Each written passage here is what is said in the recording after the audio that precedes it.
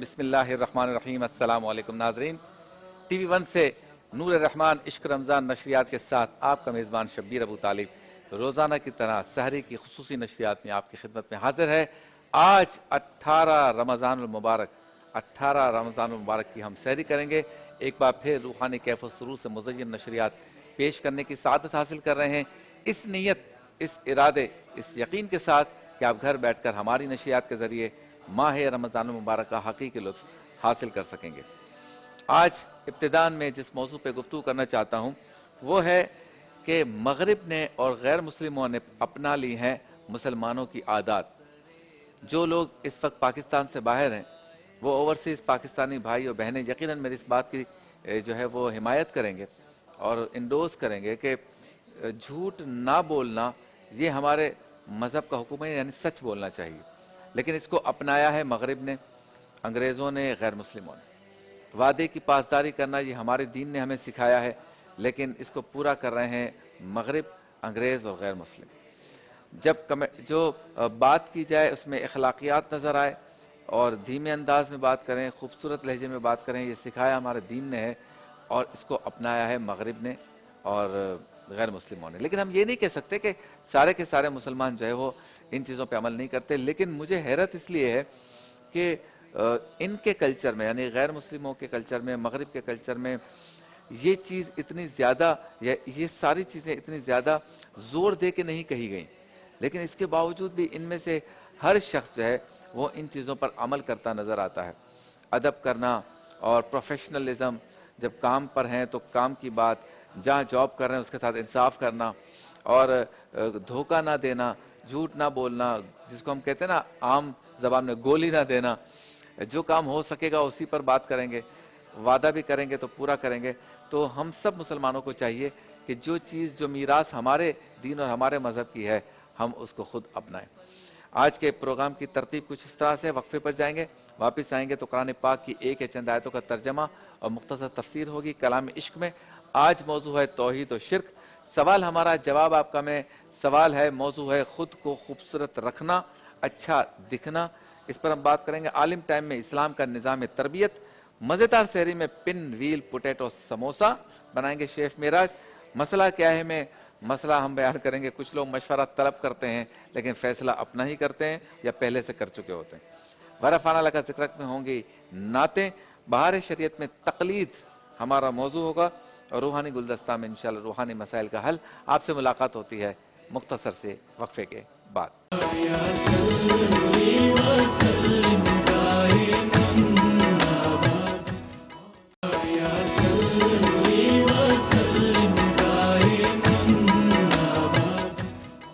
ایک بار پھر آپ کی خدمت میں حاضر ہیں اور چلتے ہیں اس سیگمنٹ کی جانب جس سے ہوتا ہے ہماری نشریات کا آغاز، یعنی قرآن پاک کی ایک چند آیتوں کا ترجمہ اور مختصر تفسیر بیان کرتے ہیں مفتی اسحاق مدنی صاحب۔ سیگمنٹ کا نام ہے کلام عشق۔ غیر کی یاد میرے دل سے بھلائے رکھ۔ آج کلام عشق میں موضوع ہے، قرآن سے موضوع ہے توحید و شرک۔ جی مفتی صاحب۔ بسم اللہ الرحمن الرحیم۔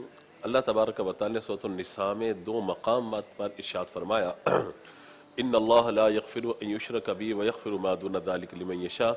بے شک ان اللہ لا یغفر، اللہ تبارک و تعالی نہیں بخشے گا کہ اس کے ساتھ کسی کو شریک ٹھہرایا جائے، ویغفر اور بخش دے گا، ما دون ذلک لمن یشاء، شرک کے علاوہ جو کچھ کسی نے گناہ کیا ہوگا۔ تو یہاں دونوں مقامات پر، ایک چوتھے رکوع کے اندر اور ایک 15ویں رکوع کے آغاز میں، دونوں مقامات پہ آیت مبارکہ ہے۔ اور اس آیت کا یہ جو جز ہے آیت کا، اس میں بات واضح طور پہ بیان فرما دی گئی کہ کوئی شخص اگر کفر و شرک میں مبتلا ہو اور اسی حالت میں اگر وہ انتقال کر جائے، مر جائے، تو اللہ تبارک و تعالی اس کی بخشش نہیں فرمائے گا۔ ہاں اگر اس کے علاوہ کسی سے کوئی صغیرہ گناہ ہو جائے، کبیرہ گناہ ہو جائے، تو اللہ تبارک و تعالی اپنی رحمت سے چاہے تو اس کو معاف فرما دے گا۔ یہاں دو باتیں، ایک تو یہ کہ شرک اور کفر کی ممانعت بیان کی گئی، نمبر دو وَيَغْفِرُ مَا دُونَ ذَلِكَ لِمَن يَشَاءُ، یشاء سے معلوم ہوتا ہے کہ جو چاہے گا اللہ تبارک و تعالی اس گناہ کو بخشے گا۔ یہ آیت مبارکہ اس بات کو بتاتی ہے کہ انسان اپنی زندگی کو گزارے ایمان کی حفاظت کے ساتھ بس شرک اور کفر سے بچتا رہے، نمبر 1۔ نمبر 2 یہ ہر گناہ سے بھی بچے، کیونکہ اللہ تعالیٰ نے یہ نہیں فرمایا کہ ہر گناہ کو معاف فرما دے گا، فرمایا وَيَغْفِرُ مَا دُونَ ذَلِكَ لِمَن يَشَاءُ، جس گناہ کو چاہے گا اس کو بخش دے گا۔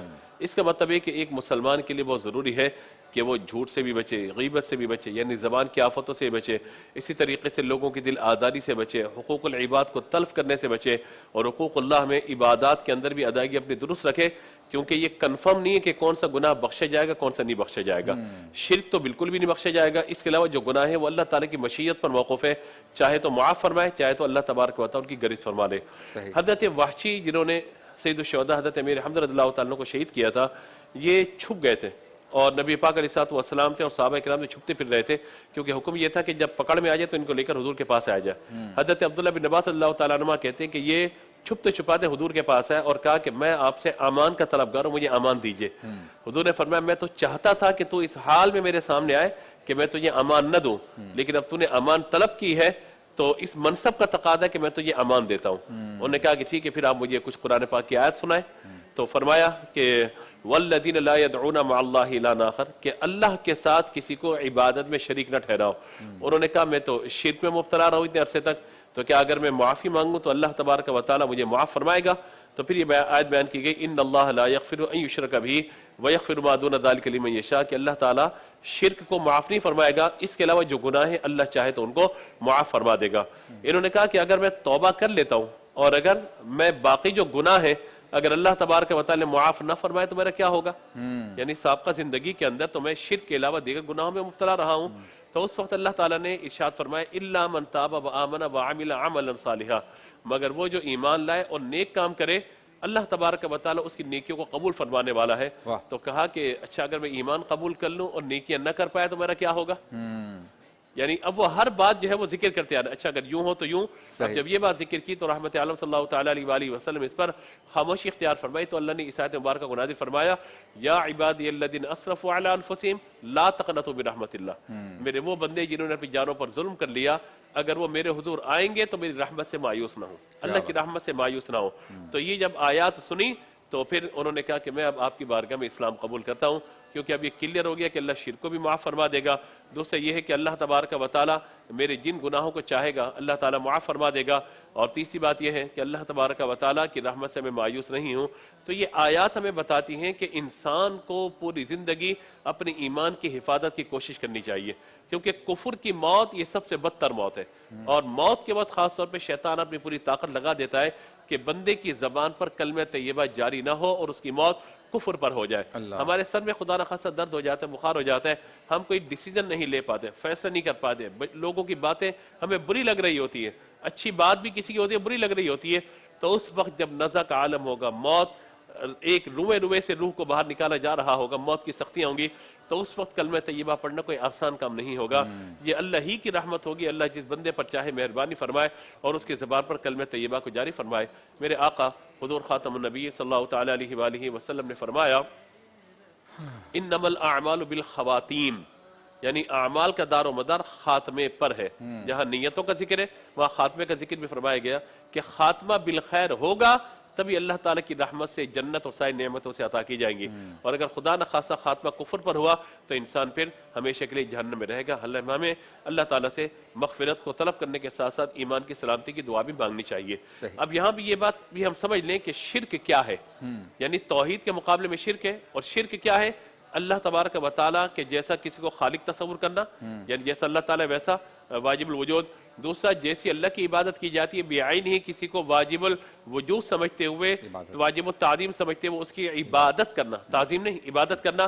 تیسرا یہ کہ جو صفات اللہ تبارک و تعالیٰ کے بعین ہی بغیر کسی تبدیلی کے، بغیر اللہ کی عطا کے اللہ کی مخلوق میں تسلیم کرنا، یہ تین چیزیں۔ اب ان تمام چیزوں کو سامنے رکھ کر آپ یہ دیکھیے کیا آپ کو کسی مسلمان میں شرک کا شائبہ نظر آتا ہے؟ کیا کوئی مسلمان اللہ کے علاوہ کسی اور کو اپنا خدا تصور کر رہا ہوتا ہے؟ کوئی مسلمان مشرک نہیں ہوتا اس اعتبار سے۔ کیا اللہ تبارک و تعالیٰ کے علاوہ کوئی کسی کی عبادت کر رہا ہوتا ہے؟ ہم کہتے ہیں میں یہ جھک گیا، وہ کہ شرک کر دیا۔ جھکنا شرک تھوڑی ہے، یہ تو تعظیم ہے۔ ادب اور تعظیم اور شرک کے اندر فرق یہ ہے کہ بندے کی نیت ہوتی ہے کہ میں اللہ تبارک و تعالیٰ کی عبادت کر رہا ہوں اور اس بندے کا ادب و احترام کر رہا ہوں، دونوں چیزوں میں بڑا فرق ہے۔ والدین کی دستبوسی کرنے کے لیے بندہ اگر جھکتا ہے، ہاتھ چومتا ہے، تو یہ شرک نہیں ہے بلکہ تعظیم کا معاملہ ہے۔ ہاتھ باندھتا ہے عبادت کے لیے تو عبادت ہے، اور اگر تعظیم کے لیے کسی ادب کے لیے باندھتا ہے یا سلام پڑھتے ہوئے ہاتھ باندھتے تو شرک نہیں ہے، بلکہ یہ تعظیم مصطفیٰ صلی اللہ تعالیٰ کیا بات علیہ ہے۔ وسلم کا معاملہ ہے۔ اسی طریقے سے عطائے پروردگار جل جلالہ کی نسبت سے اگر اللہ کی مخلوق میں وہ صفات مانتا ہے کہ جو اللہ تبارک و تعالیٰ اپنی مخلوق کو عطا فرمائی ہے، جیسے اللہ تعالیٰ سمیع ہے، ہم بھی سمیع سننے والے، اللہ بصیر دیکھنے والا، ہم بھی دیکھنے والے، اللہ تبارک و تعالیٰ ذاتی طور پر ہم اس کی عطا سے دیکھنے والے، اس کی جو صفات ہے وہ لامحدود ہے، ہماری صفات کی کوئی نہ کوئی حد ضرور ہوتی ہے۔ تو لہذا اس اعتبار سے ہمیں مسلمانوں کے بارے میں بھی اس بدگمانی سے بچنا چاہیے کہ یا تو بندہ مسلمان ہوگا یا پھر مشرک ہوگا، یوں نہیں ہو سکتا کہ ابھی مسلمان ہے ابھی مشرک ہے، ابھی مسلمان ابھی مشرک، ابھی مشرک ابھی مسلمان، ایسا نہیں ہو سکتا، یا تو بندہ مسلمان ہوگا یا پھر مشرک ہوگا۔ تو لہذا ہمیں ہر طرح کے گناہ سے بھی توبہ کرنی چاہیے اور اللہ کی بارگاہ میں دعا کرنی چاہیے کہ اللہ تعالیٰ ہمیں کفر و شرک سے محفوظ رکھے اور ایمان کی سلامتی کے ساتھ اللہ تبارک و تعالیٰ ہمیں خاتمہ بالخیر عطا فرمائے۔ سبحان اللہ، کلیئر ہو گئی بات، اب بریک۔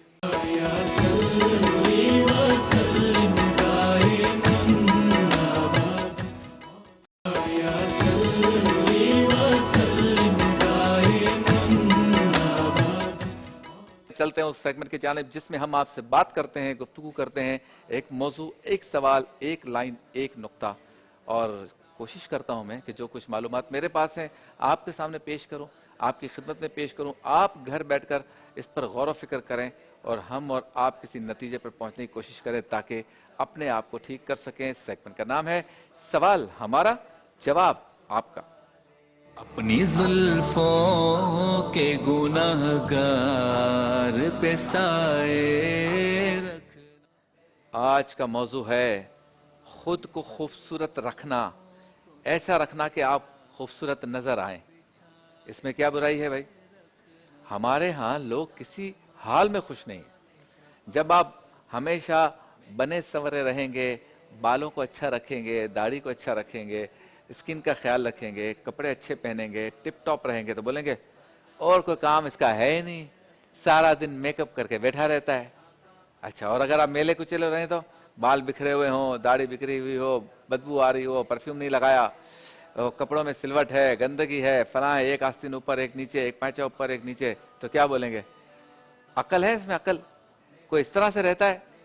منہ اٹھا کے چلا آیا، اس کی آستین دیکھو، چہرہ دیکھو، پجامہ دیکھو۔ تو آپ کے جو اطراف کے لوگ ہیں نا، ہمارے ہاں جو عام پبلک ہے، یہ تو کسی حال میں خوش نہیں ہے۔ پہلی بات تو جو میں نے کی، یہ ایسے لوگ جن کو لوگ معاشرے میں جانتے ہیں، مسجد کا امام ہے، کوئی گلوکار ہے، اداکار ہے، نعت خواں ہے، ایکٹر ہے، ہوسٹ ہے، یا یوں سمجھیں کرکٹر ہے، یہ تو ان لوگوں کے لیے تو بہت ہی زیادہ ہے۔ یہ عام لوگوں کے لیے بھی زیادہ ہے۔ آپ جس محلے میں رہ رہے ہیں، آپ وہ نہیں ہوتے ایگل ہوائی چپل 2 پٹی والے، وہ پہن کے آپ نکلیں گے، یوں آپ کو دیکھیں گے۔ کچھ لوگ جو صحیح لوگوں کے کہیں گے کتنا سادہ بندہ ہے یار، اور جن کو تنقید کرنی ہوگی، یہ دیکھو ایسے پٹی والے چپل پہن کے نکل پڑا ہے، جو گھر میں بھی نہیں پہنتا بندہ، یہ تو واش روم کے چپل ہے، یوں بھی بول دیتے ہیں، یہ تو ہم ٹوائلٹ میں پہنتے ہیں۔ تو بھائی یہ قوم جو ہے نا، یہ کسی حال میں خوش نہیں ہے۔ آپ کچھ بھی کر لیں، آپ اپنا دل کاٹ کے سامنے رکھ دیں، نہیں خوش ہے۔ لیکن حقیقت یہ ہے کہ خود کو صاف ستھرا رکھنا، اچھا دکھنا، اچھا نظر آنا، جو آپ سے معانقہ کرے، مصافحہ کرے، ہاتھ ملائے، اس کو مزہ آئے، اور دور سے بھی دیکھے کوئی تو ذرا دیکھتا رہے، سمجھ گئے ہوں گے آپ کہ منہ نہ گھمائے، ذرا کہے کہ بھائی کوئی چیز ہے۔ تو پرسنالٹی کا جو تعلق ہے وہ آپ کے دکھنے سے ہے۔ اور سرکار دو عالم صلی اللہ علیہ وسلم کے سامنے ایک صحابی رسول آئے، وہ بہت مالدار تھے، تو انہوں نے کپڑے جو پہنے ہوئے تھے نا، وہ کہیں کہیں پیوند لگے ہوئے تھے، مفہوم بیان کر رہا ہوں واقعے کا۔ تو وہ جب تشریف لائے تو سرکار نے فرمایا، کیا تم میں استطاعت نہیں ہے کہ تم اللہ تعالیٰ کی نعمتوں کو ظاہر کر سکو؟ تو کہا یا رسول اللہ، آپ کی دعاؤں سے، آپ کے فضل سے، اللہ کے کرم سے اللہ نے مجھے بہت کچھ دیا ہے۔ تو بولا وہ نظر بھی آنا چاہیے تمہارے جسم پر۔ ایسا تھوڑی ہے کہ آپ بالکل ہی فقیر اور قلندر اور درویش بننے کے چکر میں اپنی ایسی حالت کر دو کہ بھائی، اچھا اس میں بھی بعض لوگ کہتے ہیں کہ میں جان بوجھ کے ایسے کپڑے پہنتا ہوں تاکہ لوگ مجھے فقیر کہیں۔ ارے بھائی، اس طرح سے فقیر نہیں ہوتا، طبیعت میں فقیری ہوتی ہے، نظریں جھکی ہوئی ہوں، اخلاق اچھا ہو، لوگوں کو معاف کرنے کی عادت ہو، ٹھنڈی گفتگو کر رہے ہوں اور وعدہ خلافی نہ کر رہے ہوں، گالم گلوچ نہ کر رہے ہوں، برداشت ہو، تحمل ہو، یہ فقیری ہے۔ کپڑے اچھے پہنے بھائی آپ۔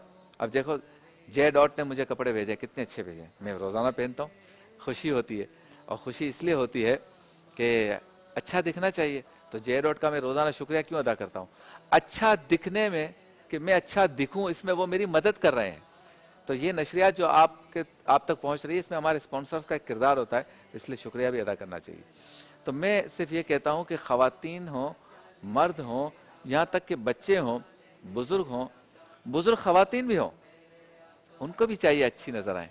देखें बाज़ हमारी नानी दादी की उम्र की जो ख़वातीन हैं, वो अच्छा सा दुपट्टा पहनती हैं, आगे जो है ना वो चमक वाली पट्टी लगी होती है, और नाक में अच्छी सी, उसको पता नहीं क्या कहते हैं, क्या कहते हैं नाक में जो होता है भाई बताओ, हैं? लौंग, हाँ वो लगा होता है, और कान में बुंदे, टॉप्स, बालियां, ये पहन के रखती हैं।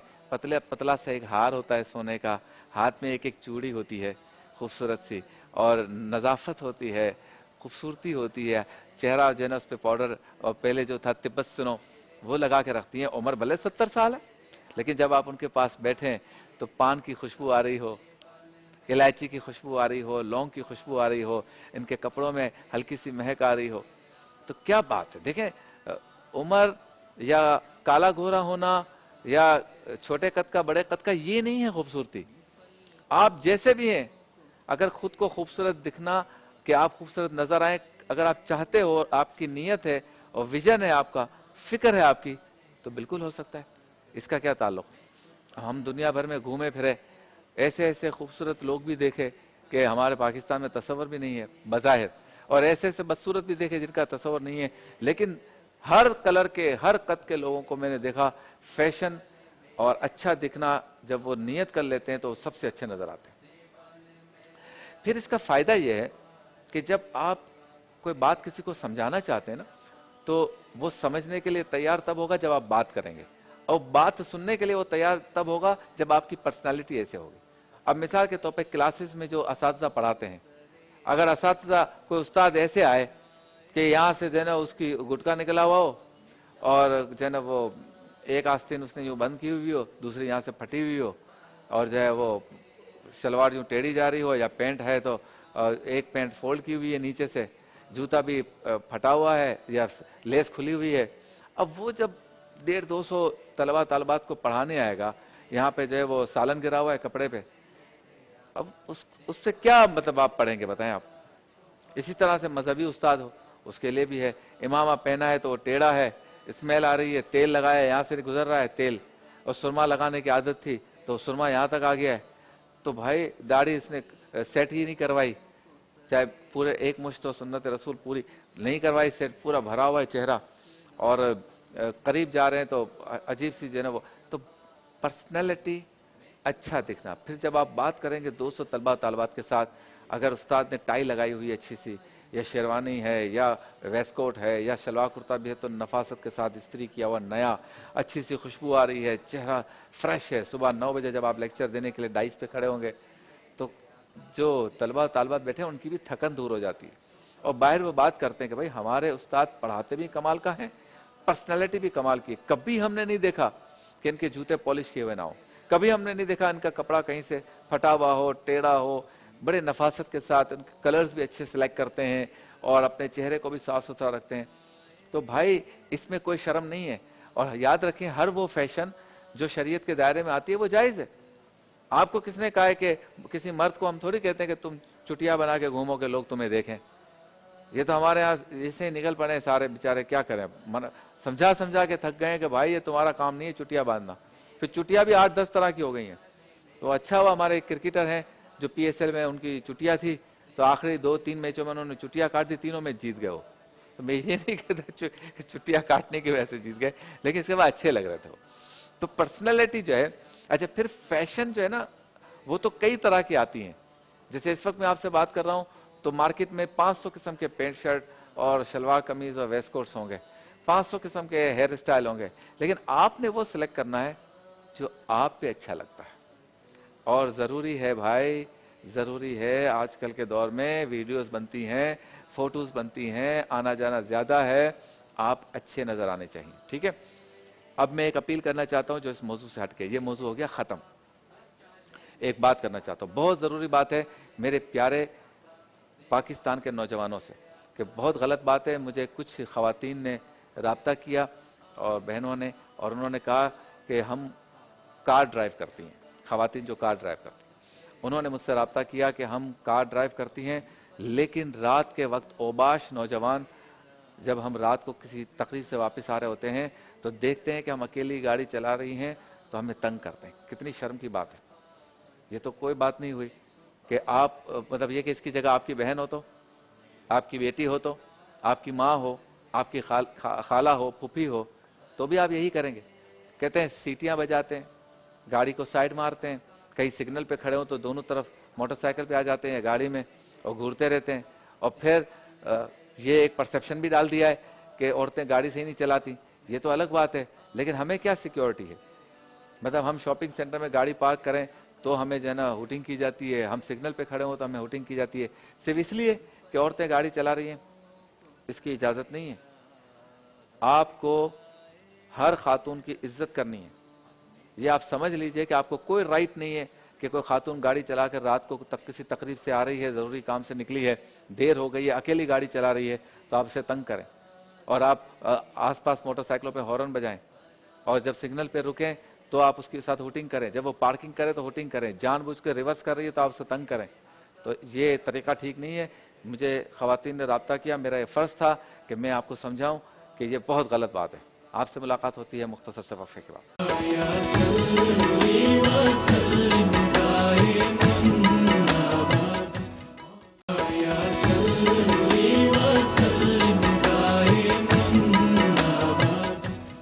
ایک بار پھر آپ کی خدمت میں حاضر ہیں. چلتے ہیں اس سیگمنٹ کی جانب جس میں ہمارے ساتھ علماء کرام تشریف فرما ہوتے ہیں. ایک خاص موضوع ہوتا ہے اور کوشش ہوتی ہے کہ مختصر وقت میں اس موضوع کا ہم احاطہ کر سکیں.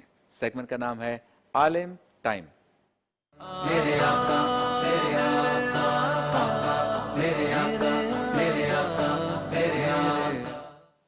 آج ہمارا موضوع ہے اسلام کا نظام تربیت، اور ہمارے ساتھ موجود ہیں میرے بائیں ہاتھ پر آپ کے ہمارے ہم سب کے پسندیدہ حضرت علامہ مفتی محمد شاہد مدنی صاحب. آپ کو السلام علیکم اور آپ کا شکریہ.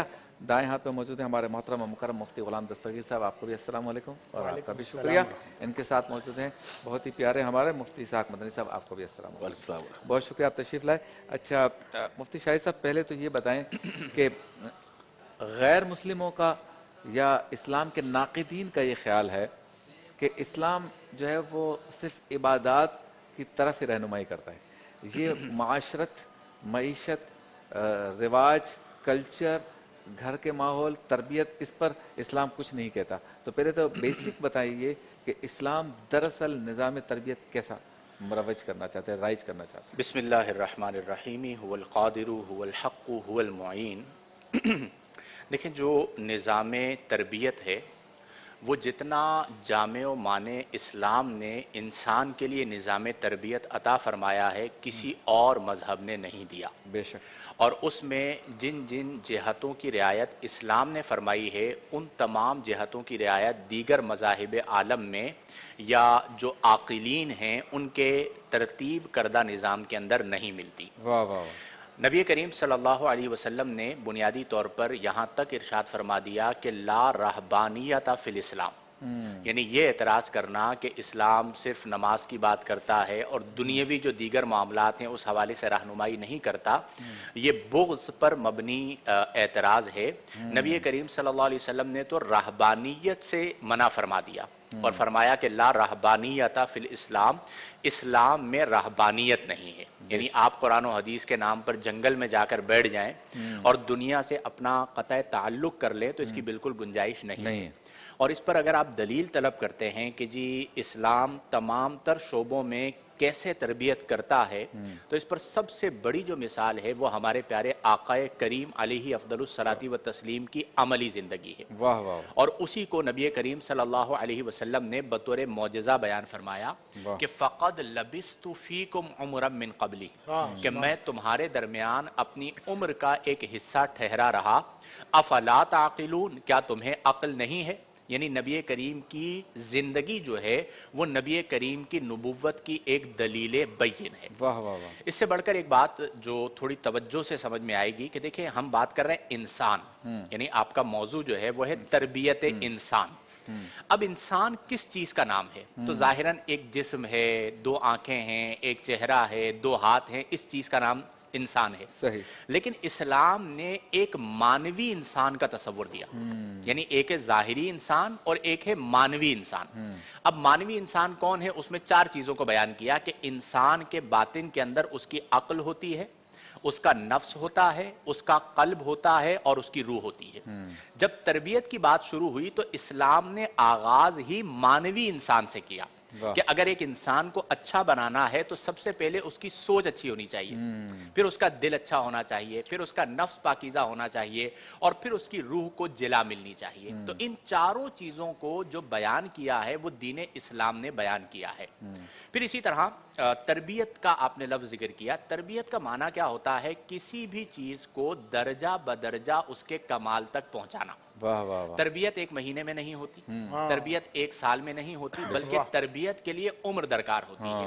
اور نبی کریم صلی اللہ علیہ وسلم نے اس معاشرے کی تربیت کے لیے ابتدائی 40 برس اپنی سیرت لوگوں کے سامنے رکھی. واہ واہ. اب 40 برس تک اعمال کو سامنے رکھنا اور اپنی سیرت کو بطور مثال پیش کرنا یہ آسان کام نہیں ہے. صحیح. لیکن ہمارا ایک المیہ ہے اور وہ المیہ یہ ہے کہ تربیت کا جتنا عظیم نظام ہمیں نبی کریم نے عطا فرمایا اور جتنا عظیم نظام قرآن و حدیث کے اندر بیان کیا گیا، آج ہم نے اسے چھوڑ دیا.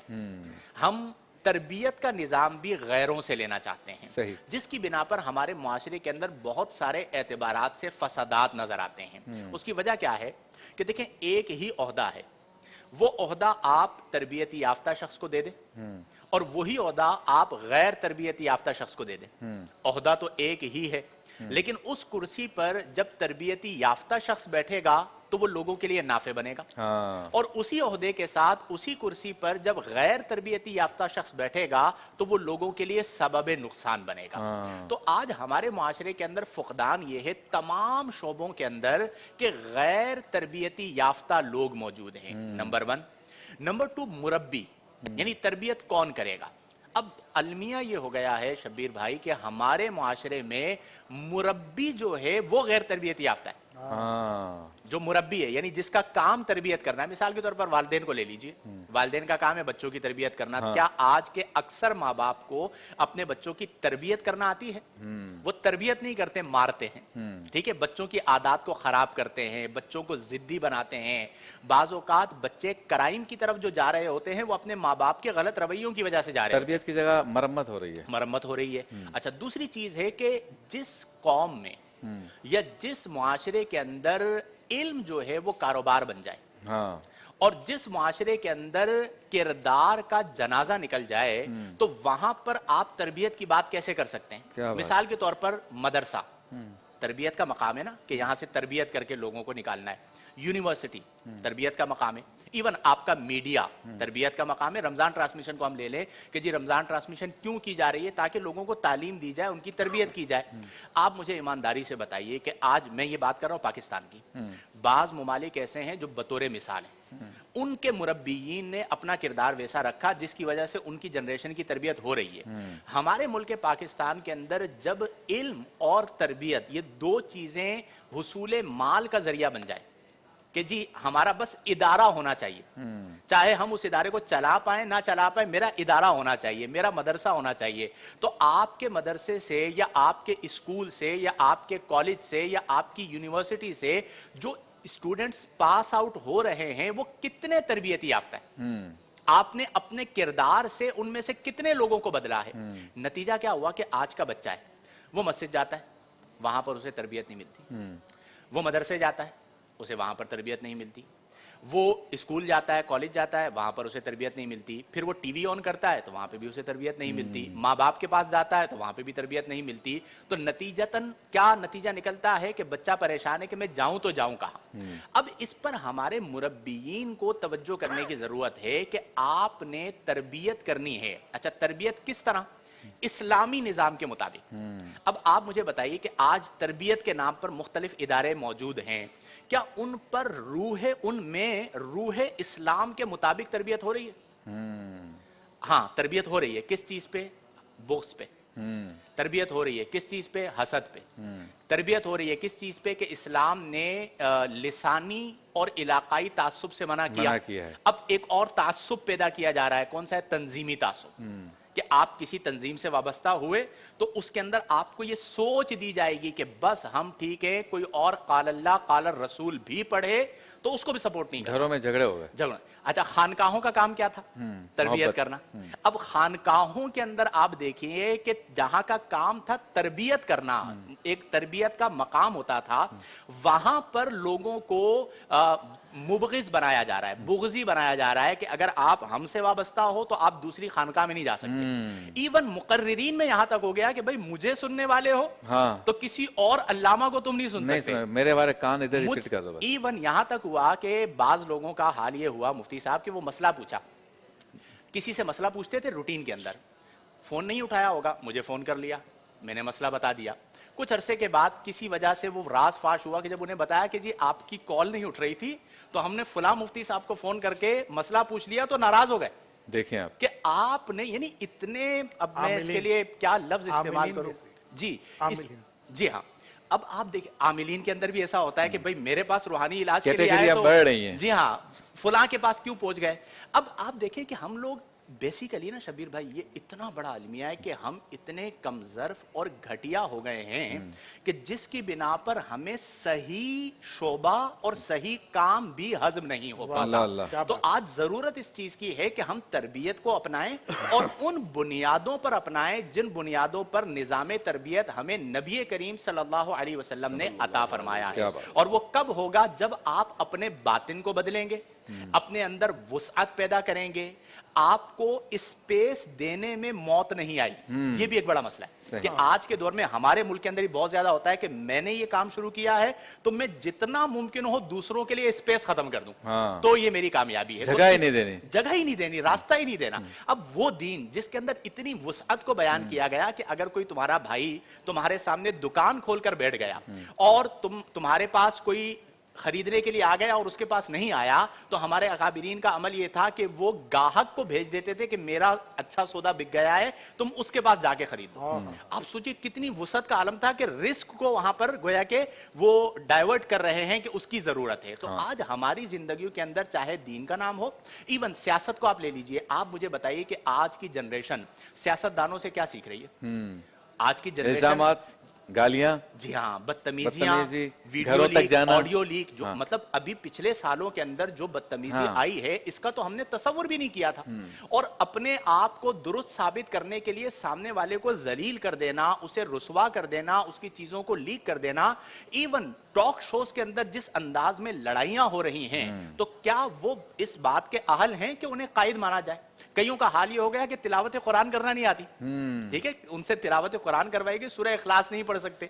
तो जब आपका विजन इतना महदूद होगा, अच्छा जब मिसाल देंगे ना तो वो मिसाल लेकर आएंगे फुला बड़े कायद की, तो वो जिसकी मिसाल दे रहे हैं वो बंदा ब्रॉड माइंडेड था, उसने इल्म हासिल किया था, उसके अंदर रुसूख था, उसके अंदर बर्दाश्त थी, उसके अंदर सब्र था, उसने एक स्ट्रगल किया, उसने अपने दुश्मनों को माफ किया। तो जब आप अपने मुकाबिलीन को माफ नहीं करेंगे तो फिर ये नतीजा है गैर तरबियती याफ्ता अफराद की वजह से। लोगों को चाहिए कि जिनका शोबा तरबियत करना है वो तरबियत पर फोकस करते हुए अच्छे नौजवान बच्चे बच्चियां तैयार करके माशरे को दें, तो हमारे माशरे में बेहतरी आएगी। क्या बात है, जबरदस्त बात हो गई। और जब मेरे वाली सीट पे कोई बैठे तो उसके लिए पहली तरबियत ये है कि अगर प्रोड्यूसर कहे ब्रेक पे जाना है तो ब्रेक।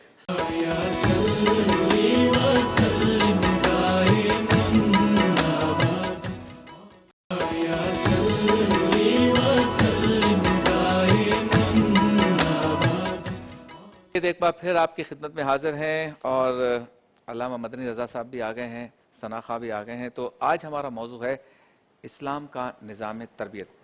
अल्लामा साहब बताइए, सरकार तो आलम सल्लल्लाहु अलैहि वसल्लम की सीरत में तरबियत और तरबियत के निज़ाम के हवाले से क्या रहनुमाई मिलती है? बिस्मिल्लाहिर्रहमानिर्रहीम। आक़ा दो जहां सल्लल्लाहु अलैहि वसल्लम की ज़ात मुबारक यकीनन मुरब्बी आज़म है। सरकार अलैहिस्सलातु वस्सलाम ने जिस तरह अपने मानने वालों की तरबियत फरमाई है, उसी का आज नतीजा है कि इस्लाम जो है वो पूरी दुनिया में फैला हुआ है। और इस्लाम से ताल्लुक़ रखने वाले अफराद आज भी उसी तरबियत के नतीजे में सरकार अलैहिस्सलातु वस्सलाम से इस तरह की टूट कर मोहब्बत करते हैं کہ اگر کوئی سرکار علیہ الصلوۃ والسلام یا دین کے خلاف کوئی بھی بات کرتا ہے تو اپنے دین پر اپنی جانوں کو قربان کرنے کے لیے تیار ہو جاتے ہیں.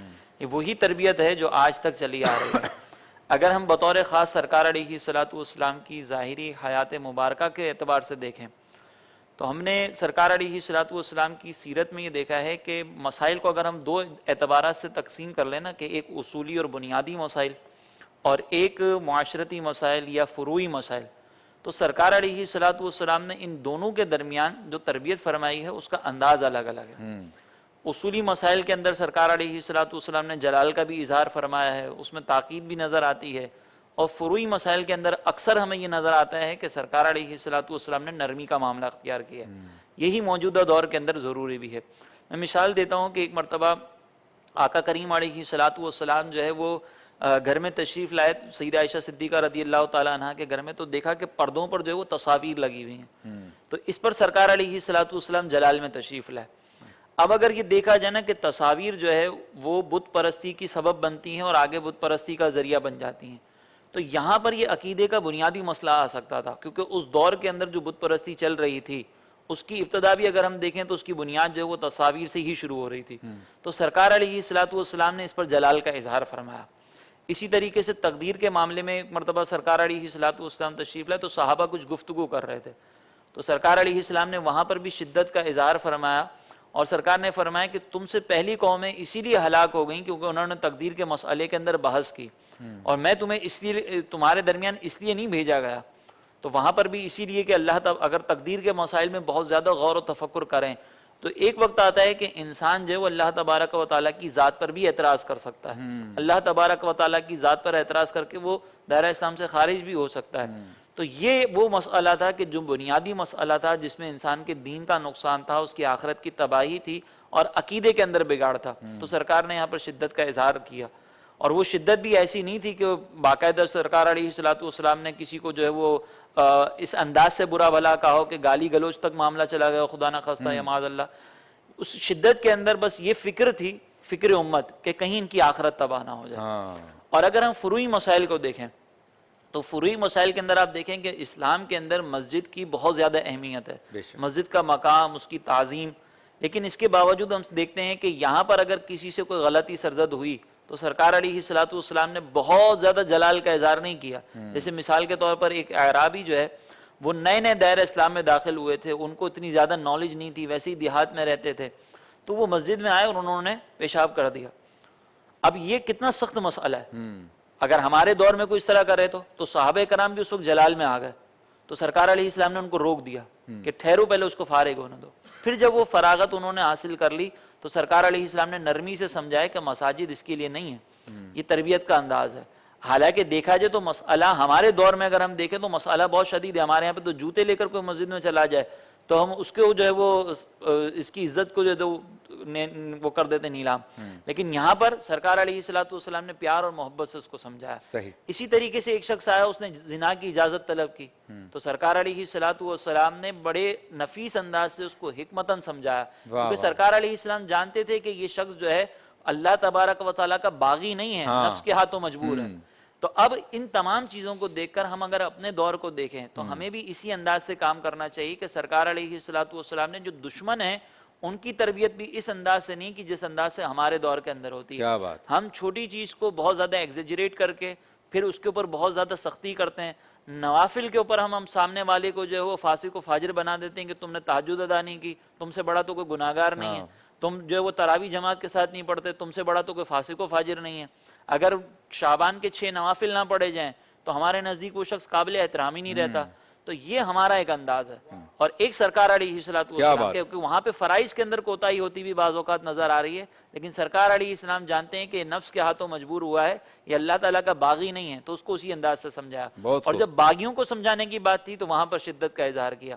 تو ہمارے دور میں بھی جو مبلغین ہیں، جو مربیین ہیں، والدین ہیں، وہ یہ دیکھیں کہ بچے کو کس چیز پر شدت کرنی ہے اور کس پر نہیں کرنی. یہ پتہ ہونا چاہیے. یہ پتہ ہونا چاہیے. بچے کو اگر آپ سگریٹ کے اوپر ڈانٹ رہے ہیں اور سگریٹ کے اوپر اتنی شدت سے ڈانٹ رہے تو بچہ پھر اس سے بڑی جو غلطی کرے گا نا وہ چھپائے گا, وہ بھی سگریٹ بھری ہوئی ہو جائے گی, وہ سگریٹ بھری ہوئی بھی ہوگی اور ابا جان سے چھپائے گا بھی. ہونا یہ چاہیے کہ ابا جان جو ہے وہ بچے کو اتنا حوصلہ دے کہ بچہ اگر غلطی بڑی سے بڑی بھی کر آئے نا تو وہ ابا جان کے سامنے اقرار کرے اور پھر والدین جو ہے اس کی تربیت کریں اسی انداز سے.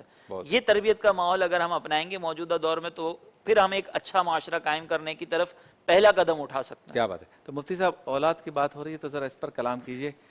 کریں کیا؟ دور ایسا ہے والدین سختی کرتے ہیں تو مسئلہ ہے, نہیں کرتے تو مسئلہ ہے. کون سا رویہ اختیار کریں, کس معاملے میں زیادہ سختی کریں؟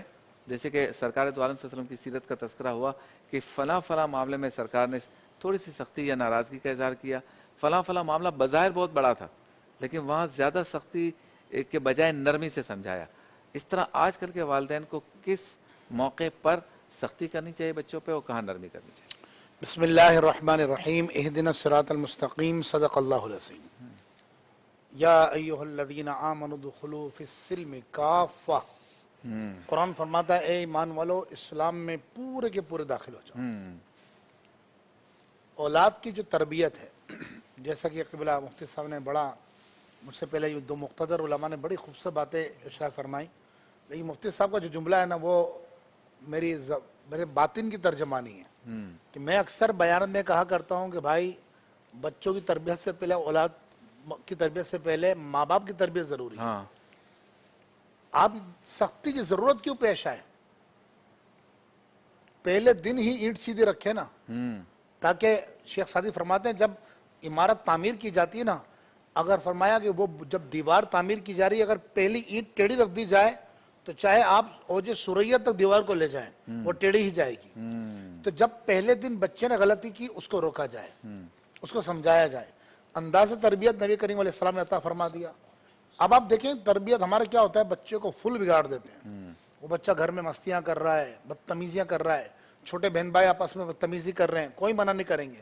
ماں باپ خوش ہوتے ہیں کہ دیکھو دیکھو کیسے جواب دے گا بھی ہے, کیسے بدتمیز, حالانکہ وہ بدتمیز ہے, وہ شرارتی نہیں ہے, لیکن ماں باپ منع نہیں کرتے. وہ محلے میں پڑوس میں قبلہ ہم جب چھوٹے ہوتے تھے, اب تو بڑے ہو گئے, تو جب چھوٹے ہوا کرتے تھے تو محلے میں جو بچہ ہوتا تھا نا وہ سب کی نظر میں بچہ ہوتا تھا. جو بھی محلے میں بزرگ دیکھتا اس کو تو وہ غلطی کرتے ہوئے دیکھتا وہ تھپڑ لگا دیا کرتے تھے. اب کیا ہے, اب نظام الٹا ہے. اب اگر استاد بھی اگر مار دینا غلطی سے تو ماں باپ استینے چڑھا کے اسکول میں پہنچ جاتے ہیں, تم نے مارا کیا ہمارے بچے کو. تو یہاں جو تربیت کا فقدان ہے اس کی مین وجہ کیا ہے کہ ماں باپ کو تربیت کرنا آتی نہیں. سختی کی ضرورت ہی پیش آئے. نبی کریم علیہ السلام جو کہ محسن انسانیت ہے, رحمت عالم ہے, رحمت للعالمین ہے, آپ نے کیا تربیت کا کیا انداز بتایا. فرمایا جب نماز, یعنی مثال نماز کی دی ہے لیکن نماز چونکہ اخلاق کا جامع ہے تو حضور نے مثال کی دی. فرمایا جب 7 سال کا بچہ ہو جائے حکم دینا شروع کر دو اس کو. کب تک؟ 1 ہفتہ, 2 ہفتہ, 3 ہفتہ نہیں, فرمایا 10 سال تک. 10 سال کا جب تک نہ ہو جائے, 3 سال تک. تو فرمایا 3 سال تک حکم دیتے رہو. ابھی آپ کچھ بولنا نہیں ہے بس اس کا, لیکن اس سے پہلے کیا کرنا ہے, باپ خود بھی نماز پڑھ رہا ہو, اس کا ساتھ مسجد میں لے کے جائے. والدہ گھر کے اندر نماز پڑھ رہی ہے, ماں باپ ڈرامے دیکھ رہے ہیں اور اس کو کہیں نماز نہیں پڑھی تو نے, یہ تو نہیں چلے گا. یہ تو مذہبی اعتبار سے آ گیا. اخلاقی اعتبار سے اس وقت جتنے ناظرین دیکھ رہے ہیں مجھے بتائیں, مرد حضرات جتنے بھی شوہر ہیں بیوی سے کس لہجے میں بات کرتے ہیں؟ تو تڑاک, بدتمیزی سے بات. کیا رویہ ہوتا گھر کے اندر؟ ہمارے آقا علیہ السلام دیکھیں قبلہ تربیت کی بات آئی ہے تو میں عرض کرتا چلوں, تعریف وہ ہے دنیا آپ کو عالم کہے, مفتی کہے, انجینئر کہے, ڈاکٹر کہے, پروفیسر کہے, بااخلاق کہے, لیکن اصل تعریف وہ ہے جو آپ کی اہلیہ آپ کی تعریف کریں, کیونکہ وہ آپ کی خلوتوں کی ساتھی ہے, تنہائیوں کی ساتھی ہے. اسے پتا ہے کتنا متقی ہے میرا شوہر. پہلے ہم اس کی تربیت کریں کہ تو میری تعریف کیسے کرے گی, بن کر دکھائے نا ایسے. حضرت اللہ اکبر. یہ بھی ایک مشکل کام ہے ویسے. سرکار دو عالم علیہ السلام سے پوچھا گیا کہ نبی کریم علیہ السلام جب دنیا سے ظاہری پردہ فرما گئے, پوچھا اما عائشہ رضی اللہ تعالیٰ عنہ سے, آج ہی دن گزرا نا ان کا, ان سے پوچھا گیا کہ بتاؤ حضور کا اخلاق کیسا تھا. بیوی سے پوچھا گیا, فرمایا قرآن دیکھ لو رسول اللہ کے کیا بات ہے, سبحان اللہ. تو حضور کا کردار کیسا تھا, قرآن دیکھ لو. اور اما عائشہ فرماتی سرکار رسالت آپ جو رحمت للعالمین ہیں, جو کائنات کے وجہ تخلیق کائنات ہیں, فرماتے ہیں عاجزی کا عالم یہ تھا کہ نالین شریفن خود سیلیا کرتے تھے. اللہ ہے اللہ اکبر. گھر کے کام کاج میں ہاتھ بٹایا کرتے تھے. لیکن آج جو تربیت اولاد نہیں ہو پا رہی نا، اس کی بہت بڑی وجہ یہ ہے کہ والدین کو انداز تربیت معلوم نہیں ہوتا. میں بڑی عاجزانہ والدین سے درخواست کروں گا کہ خدا کے لیے آپ اپنے رویے کو خود صحیح کریں. بچے کو بگاڑ دیں گے بری طرح. جب وہ بالکل بگڑ کے 17 18 19 سال کا ہو جائے گا، کام چور بنا دیں گے اس کو کسی ذمہ داری میں نہیں ڈالیں گے. جب بگڑ جائے گا نا، بولیں گے کیا کریں، چلو وہ فلانا مولانا صاحب کے پاس تعویذ لینے چلتے ہیں. ایسے ہوتا ہے حضرت، بھائی بڑا بدتمیز کرتا بچہ، کام پہ نہیں جا رہا ہے، سارے دن ٹی وی دیکھتا رہتا ہے، پوری رات موبائل میں لگا رہتا ہے. اب وہ مولانا صاحب تعویذ دے دیتے ہیں بیچارے، وہ تعویذ کیا کرے گا غریب. ٹھیک ہے، تدبیر بھی ہونی چاہیے. اچھا پھر کچھ بھی نہیں ہوا، نہیں صحیح ہو رہا ہے تو کہتے ہیں اس کی شادی کرا دو. بھائی کو شادی کو ڈرپ تھوڑی جو لگے گی تو صبح تندرست ہو جائے گا. ہیں کیوں یہ حقیقت ہے، یہ مطلب اور پھنسا رہے ہیں اس کو. ہاں، یعنی ابھی ایک اکیلا برباد ہو رہا ہے، پھر دو برباد دو ہو جائیں گے. یہ اکیلا ہو رہا ہے، پھر دو روئیں گے. یعنی تعویذ کے ساتھ ساتھ تعمیر بھی کریں. تعمیر بھی، تعویذ منع نہیں ہے لیکن شادی بھی منع نہیں ہے. لیکن کیا ہے قبلہ کہ اس کی تربیت ایسے کر، اس کو عورت ذات کا ادب و احترام کرنا سکھائے. اس کو ادب و احترام نہیں. اس نے تو ہمیشہ یہ دیکھا ہے کہ میرے والد نے تو طلاق سے بات کی میری والدہ سے. اس نے ہمیں یہ دیکھا ہے کہ جب بھی والد صاحب کے سامنے بات کی گئی وہ ایک دم ٹیمپر لوز کر لیتے ہیں، گالی گفتار شروع کر دیتے ہیں. یہ اسلام کا نظام تربیت نہیں ہے. نبی کریم علیہ الصلوۃ والسلام نے ارشاد فرمایا، منافق آخری بات کر کے بات ختم کرتا ہوں. منافق عملی کی 4 علامتیں حضور نے بیان فرمائی، بخاری شریف کی حدیث ہے. اور آخری جو علامت بیان فرمائی نے فرمایا وَإِذَا خَصَمَ فَجَرَ، جب وہ بات کرے گا تو گالی گفتار کرے گا، جب جھگڑا ہوگا گالی گفتار کرے گا. تو آج اگر بچوں کی تربیت کرنا ہے تو اس سے پہلے اپنی تربیت کرنی پڑے گی. ایک شخص نے دیکھا کہ اس نے بچے کو دیکھا اپنے کہ وہ سگریٹ کی طرح اس نے پین پکڑا اور منہ کو لگا لیا. اس نے کیوں دیکھا کہ اس نے دیکھا کہ میرے والد صاحب سگریٹ پیتے گھر پہ. تو وہ باپ تھا سمجھدار، وہ ڈر گیا، کہنے لگا اگر مجھے اپنے بچے کو سگریٹ چھڑوانی ہے تو مجھے خود پہلے چھوڑنی پڑے گی. کیا بات ہے، سبحان اللہ سبحان اللہ. ملاقات ہوتی ہے ایک مختصر سے وقفے کے بعد.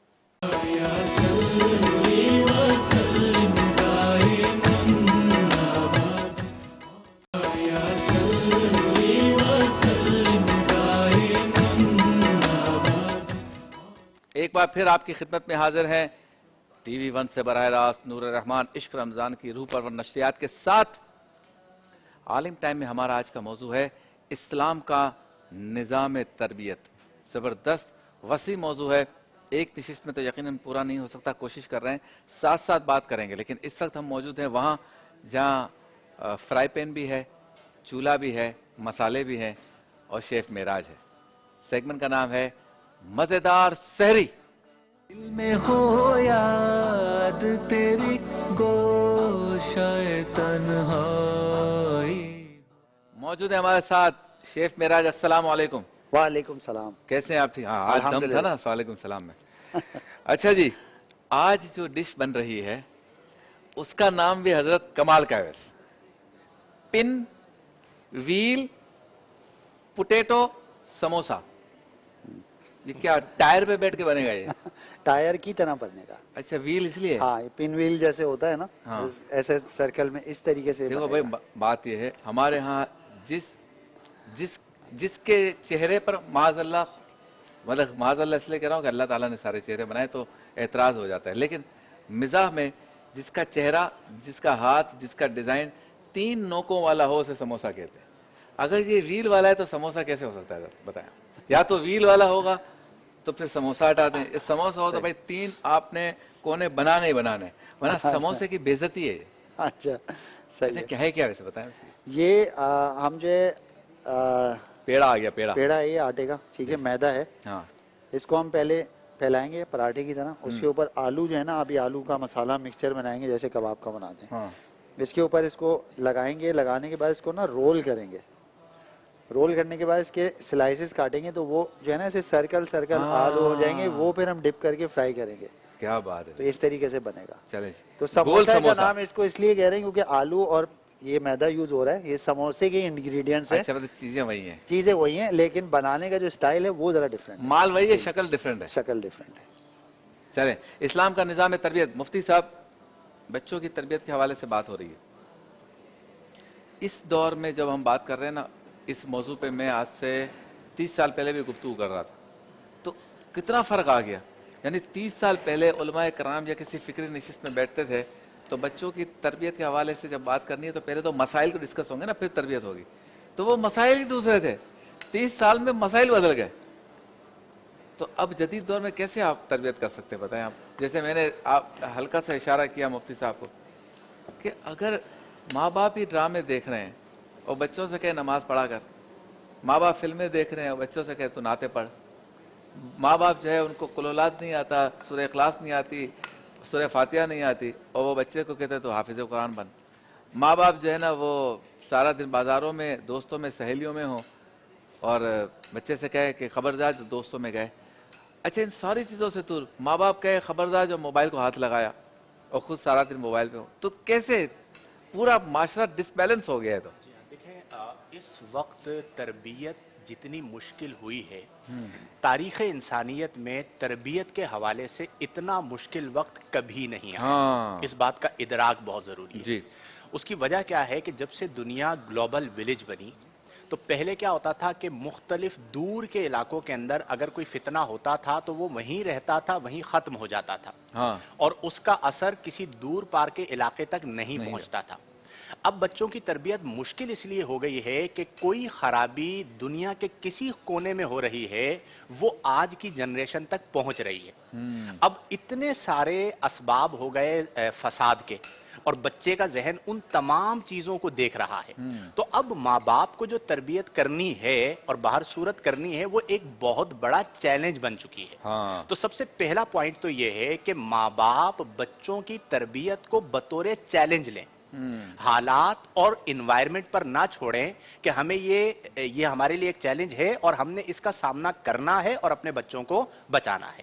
دوسری چیز یہ ہے کہ تربیت کا تعلق آپ کی انوائرمنٹ کے ساتھ ہوتا ہے. انوائرمنٹ کے ساتھ کیسے ہوتا ہے کہ پہلے 30 سال پہلے کی آپ نے مثال دی، اس زمانے کے تقاضے اور تھے. ابھی جیسے مفتی صاحب نے مثال دی کہ اس زمانے میں اگر محلے میں کوئی بھی بچہ شرارت کرتا تھا اور اسے کوئی بزرگ ڈانٹ دیتا تھا یا مار دیتا تھا تو والد آ کے شکریہ ادا کرتے تھے کہ آپ نے میرے بچے کو ڈانٹا یا مارا تاکہ وہ اس آپ کا بھتیجا ہے، کوئی بات نہیں، مستی کرے تو اس کو آئندہ بھی جو ہے کیجیے گا. اچھا آج کے دور کے اندر تو اس وجہ سے قتل ہو جاتے ہیں. ماضی میں ایسے بہت سارے جھگڑے ہوئے کہ بچوں کی لڑائی کی وجہ سے قتل و غارت گری ہو گئی. تو آج کے دور کے اندر سب سے پہلی چیز جو ہے وہ ہے 4 دیواری کی تربیت. میں ہمیشہ ایک بات سمجھاتا ہوں اور وہ یہ کہ جن والدین نے اپنے بچوں کی 4 دیواری کی تربیت کو مضبوط کر دیا، یعنی 4 دیواری کے اندر انہیں نمازی بنا دیا، نمبر 1، انہیں تلاوت قرآن کرنے والا بنا دیا، ان کی طبیعت کے اندر نیکی کو پیدا کر دیا اور ان کے اندر غربا فقراء کا خیال رکھنا اور اخلاقیات کو پیدا کر دیا. اب جس نے 4 دیواری کی تربیت کو مضبوط کر دیا، آپ اس بچے کو امریکہ بھیج دیں، UK بھیج دیں، کینیڈا بھیج دیں یا خراب سے خراب معاشرے میں بھیج دیں، وہ وہاں پر بھی سنورا ہوا رہے گا. اور اگر آپ نے اپنے بچے کی 4 دیواری کی تربیت کو مکہ اور مدینہ میں رہتے ہوئے مضبوط نہیں کیا، اللہ بڑے مقامات پر، اور پھر وہ بچہ وہیں پر بھی رہتا رہا تو وہ وہاں پر بھی گل کھلائے گا. تو سب سے بنیادی چیز یہ ہوئی کہ اپنے گھر کی جو 4 دیواری کی تربیت ہے اس کے اندر اپنے بچوں میں حیا کو پیدا کریں، اپنے بچوں کے اندر احساس کو پیدا کریں، اپنے بچوں اور بچیوں کے اندر اخلاقیات کو پیدا کریں، اپنے بچوں اور بچیوں کو یہ بات بتائیں کہ ہمارے دین نے ہمیں یہ بتایا ہے کہ ہمارا اثاثہ ہماری حیا ہے. ہم نے کسی بھی حالت میں حیا کی چادر کو نہیں اتارنا، ہم نے حدود سے تجاوز نہیں کرنا چونکہ ہمیں دین نے ایک حد عطا فرمائی ہے. یہ بنیادی کام ابتداءً ماں باپ کریں، ضمناً بلکہ ابتدان کے ساتھ ہی ثانیاً جو ہے وہ اساتذہ کریں، اور اس کے بعد جو مساجد کے ائمہ ہیں جو خطبہ دیتے ہیں وہ اپنے بیانات کے اندر تربیت پر گفتگو کریں. یہ بھی ایک بڑا ہمارا المیہ ہو گیا ہے کہ ہمیں کئی سالوں تک بعض اوقات تربیت کے حوالے سے سننے کو نہیں ملتا. پھر ہم نجی محفلوں کے اندر بیٹھیں تو اپنے دوستوں کو، جیسے مثال کے طور پر آپ نے اپنے بچوں کی اچھی تربیت کی، اب آپ گیدرنگ میں بیٹھے ہوئے جہاں پہ آپ کے سارے دوست ہیں تو آپ ڈرامائی انداز کے اندر اپنا جو اچھا عمل ہے وہ اپنے دوستوں کو بتائیں کہ دیکھو میں نے اپنے بچوں کے اندر اس چیز کو منتقل کیا. تو آپ کے دوست نے وہاں پر بے تکلف اس چیز کو سیکھا، وہی چیز وہ اپنے گھر میں اپلائی کرے گا. تو اس طرح درجہ بدرجہ گھر میں تربیت ہوگی، اسکول میں تربیت ہوگی، مدرسے میں تربیت ہوگی، مسجد میں تربیت ہوگی، دوستوں کی گیدرنگز کے اندر تربیت ہوگی، ایون ٹی وی پر تربیت ہوگی. جو لوگ ٹی وی پر آتے ہیں وہ اس چیز کا خاص خیال کریں کہ جو ہم کہہ رہے ہیں یا جو ہم ایکٹ کر رہے ہیں یا اسکرپٹ رائٹرز جو اسکرپٹ لکھتے ہیں، اسکرپٹنگ کرتے ہیں، جو ہم لکھ رہے ہیں ہماری جنریشن کے ذہنوں پر اس کا کیا اثر پڑے گا، اس سے پھر بہتری آنا شروع ہوگی اور ایک وقت ایسا آئے گا کہ ہمارا معاشرہ انشاءاللہ اخلاقی اعتبار سے بہتر ہو جائے گا۔ بہت خوب، ماشاءاللہ۔ بتائیے کیا کیا مسالے اس ٹائر والے سموسے میں جائیں گے؟ بالکل، پن، ویل، پوٹیٹو، سموسا۔ آلو ہم نے میش کر لیے، بوائل ہوئے ہوئے تھے، اس میں ہم نے پیاز ڈالی ہے چاپ کر کے اور بالکل باریک چاپ کر کے 2 عدد ہری مرچیں ڈال دی ہیں، ٹھیک ہے۔ اب اس میں ہم ڈالیں گے نمک حسب ذائقہ یا آدھا چائے کا چمچ، اوکے۔ اس کے بعد زیرہ دھنیا کا پاؤڈر زیرہ دھنیا 1 چمچی، اوکے۔ چاٹ مسالہ 1، چاٹ مسالہ یہ بھی 1 ٹی اسپون، اور یہ لال کٹی ہوئی مرچیں یہ بھی ہاف۔ 4 چیزیں چلی گئی، یہ 4 اور چیزیں۔ دھنیا اور ہاں پیاز۔ ہاں، اور یہ تھوڑا سا ہرا دھنیا ڈالا ہم نے، کیا بات۔ پیاز اور ہری مرچیں۔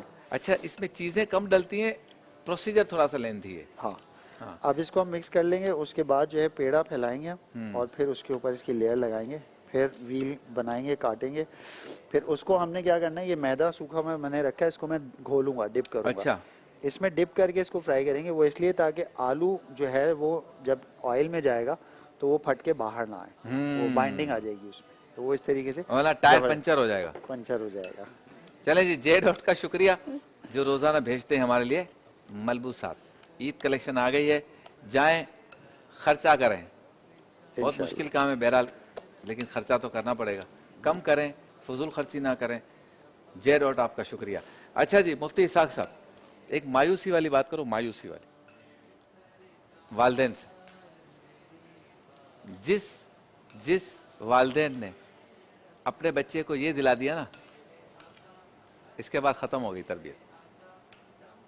اگر 10% بھی اس طرح سے تربیت کر لیں جو یہ فورم کہہ رہا ہے تو بڑی بات ہے۔ یہ دے دیا تو 90% رزلٹ نو تربیت کا ہے۔ باقی مفتی اسحاق صاحب آپ بتائیں، میرا تو یہ تجزیہ ہے۔ اس کے بعد کہاں ہاتھ میں آتا ہے بچہ؟ بسم اللہ الرحمن الرحیم۔ دیکھیے، تربیت پہ جو ابھی تک گفتگو ہوئی تقریباً تمام پہلوؤں کا احاطہ کیا گیا۔ یہ جو آپ نے موبائل فون کا ذکر کیا ہے، تو آج پوزیشن اور حالات یہ بن چکے ہیں کہ ہم نے بچوں کی عمر کا خیال رکھے بغیر انہیں موبائل فون دے دیے۔ یعنی ظاہر ہے کہ بچے کو فون اس کی ضرورت ہے، ایک وقت آئے گا اس کو موبائل دیا جائے گا، اس کے استعمال بھی بتایا جائے گا، لیکن آج جو ہم یہ دیکھ رہے ہوتے ہیں کہ یہ 8 8 9 9 10 سال کے بچوں کو جو ہے دے دیا جاتا ہے۔ ایون میں ابھی آپ کو ذکر کروں آج ہی کی بات، تب جو ابھی ذکر کیا موبائل کا تو فوراً مجھے یاد آ گئی بات۔ میں اسکول میں ہوتا ہوں، ایک ظاہر اسلامک اسکول ہے ہمارا، تو وہاں موجود تھا میں، تو ایڈمیشن کے لیے پیرنٹس 2 بچوں کو لے کر کے آئے۔ ایک بچہ چھوٹی کلاس کے لیے تھا، 4.5 5 سال کا۔ اچھا، تھوڑا سا وہ شرارتیں کرنے لگا نا، اس کی والدہ نے اسی وقت اسے یوٹیوب پر ایک کارٹون لگا کے دیا اور بلائے جا کے بیٹھ جاؤ۔ کیا بات ہے، یہ ہے تربیت، اسکول میں اس نے تماشا مچا کے رکھ دیا۔ یہ ہے تربیت۔ دیکھ، یقین مانی پور تماشا، میں نے اس کے والد کو کہا، میں نے کہا یہ بچے کو آپ کیا کریں؟ نہیں وہ لے کے بیٹھ جائے گا۔ تو میں نے کہا اس چکر میں سارے اسکول کا بیڑا غرق کر دیا اب اس آپ نے۔ اس کو ڈائریکشن کیسے دیں گے جب پہلے سے ڈائریکشن ایسی ہو کے آئی؟ جی میں آپ کو عرض کروں کہ ظاہر ہے کہ پھر وہ اس کو ان کے پیرنٹنگ کی بھی ہمیں تربیت کرنی پڑے گی، سب چیزوں کو سمجھانا پڑے گا، بتانا پڑے گا۔ یعنی یہ وہ اپروچ ہو گئی ہے اس وقت کہ اگر والدہ پریشان ہے گھر پہ، بچے کے ہاتھ میں موبائل دے دیا، جو چاہے وہ کرتا پھرے، والد تھوڑا پریشان ہے تو ان کو جو ہے وہ یہ موبائل دے دے اور یہ کرتے پھرے۔ اب یہ جو سوچ اور فکر ہے نا، چلو بڑا ہو کر تو یہ بگڑے گا۔ آپ نے 3 4 سال کے بچے کو بگاڑ دیا آپ نے، اور ظاہر ہے کہ جو وہ دیکھ رہا ہے، اب وہ وہاں ہمارے سامنے کارٹون دیکھ رہا تھا، گھر پہ جا کے پتہ نہیں وہ کیا کیا دیکھتا ہوگا، کیا کیا کرتا ہوگا، تو یہیں سے بچوں کی سوچ ہے وہ چینج ہونا شروع ہو جاتی ہے۔ دوسری ایک چیز جو خاص میں اسی موبائل فون اور سوشل میڈیا پہ ہی رہتا ہوں تاکہ ہم گفتگو کو مکمل کر پائیں، آج ایک چیز ہمیں اور نظر آ رہی ہے کہ آج گھروں کے اندر ہم یہ کہہ رہے ہیں کہ بچوں کی تربیت، والدین کی تربیت، اب تو یہ پوزیشن ہو گئی کہ اگر والدین کو سوشل میڈیا پہ کوئی چیز چلانا نہیں آتی تو بچہ کہتا ہے اماں میں آپ کو ٹک ٹاک بنا کے دکھا دوں کیسے بناتے ہیں۔ اماں کہتی ہے اچھا بیٹا مجھے بھی لے کر آئے گا نا بیچ میں، اماں آپ کو بھی لاؤں گا، دادی کو بھی لے کر آؤں گا ساتھ میں۔ یہ بات، اور بھئی یہاں سے ٹک ٹاک چل رہی ہے، دادی کا انتقال ہو گیا، قبرستان میں جا کے ٹک ٹاک بنائیں گے۔ اب بہت کچھ ہو رہا ہے، بہت کچھ ہو رہا ہے یہاں پر، اور اس کی سب سے بڑی بنیادی وجہ یہ ہے کہ آج ہم نے بچوں کو موبائل فون تو دے دیا مگر اس کا استعمال نہیں سکھایا، اور اس کا درست استعمال نہیں سکھایا ہم نے۔ پھر دوسری بات یہ کہ ایک چیز اور آگئی کہ پاسورڈ اور نیٹ، یہ ساری چیزیں، یہ سب چیزیں جب آ گئی ہیں تو اب تو کس کا کوئی کس کو دل پکار رہا ہوتا ہے، کوئی کس کو بلا رہا ہوتا ہے، کبھی کچھ ہو رہا ہوتا ہے، کبھی کچھ ہو رہا ہوتا ہے، کبھی کہیں جا کے کچھ، کبھی کہیں جا کے کچھ، تو یہ تماشے مچ گئے ہمارے یہاں۔ اخلاقیات کا جو جنازہ اس وقت نکلا ہوا ہے نا، یہ میں آپ کو یقین میں نہیں بتا سکتا۔ اور تو اور ابھی اعتکاف آ رہا ہے نا، اس میں آپ یہ دیکھیے گا نوجوانوں کو مسجدوں کا تقدس جو پامال ہونا ہے اس موبائل فون کی وجہ سے، یہ مطلب سمجھانے کی باتیں، بس دل روتے ہیں ان سب چیزوں پر کہ ہم قوم کو کس طرف لے کے جانا چاہ رہے ہیں، اور یہ قوم جو ہے وہ پہاڑ پہ چڑھ کے جو ہے پتہ نہیں کیا کرنے کا ارادہ رکھتی ہے، اس چکر میں کتنی جانیں جاتی ہیں، کتنے بچے سمندر میں گر جاتے ہیں، کتنے ریل کی پٹی کے نیچے آ جاتے ہیں، کہ پہلے صرف سیلفی تھی، اب تو ٹک ٹاک کے چکر میں کوئی الٹا لٹک رہا ہے، کوئی یہ کر رہا ہے، کوئی وہ کر رہا ہے، تو تباہی مچا کے رکھ دی ان چیزوں نے. تو بہرحال ہمیں اس چیز پر بھی بہت زیادہ سوچنے کی ضرورت ہے. ہاں جی، کیا بن رہا ہے یہ جی سموسہ کی پٹی؟ جی اس کو ہم نے اچھی طرح سے پھیلا لیا دیا ہے. آپ پھیلائے رکھیں، اب اس میں ہم میں آلو جا رہا ہوں لگائیں گے. بریک کی طرف. ٹھیک ہے. جب تک یہ دے دیا نا بچوں کو، جب بھی دے دیا، پھر فلسفے پڑھتے رہو کہ تربیت کیسے ہوگی. ملاقات ہوتی ہے مختصر سے بریک کے بعد. میں بھی اسے بریک میں استعمال کروں گا.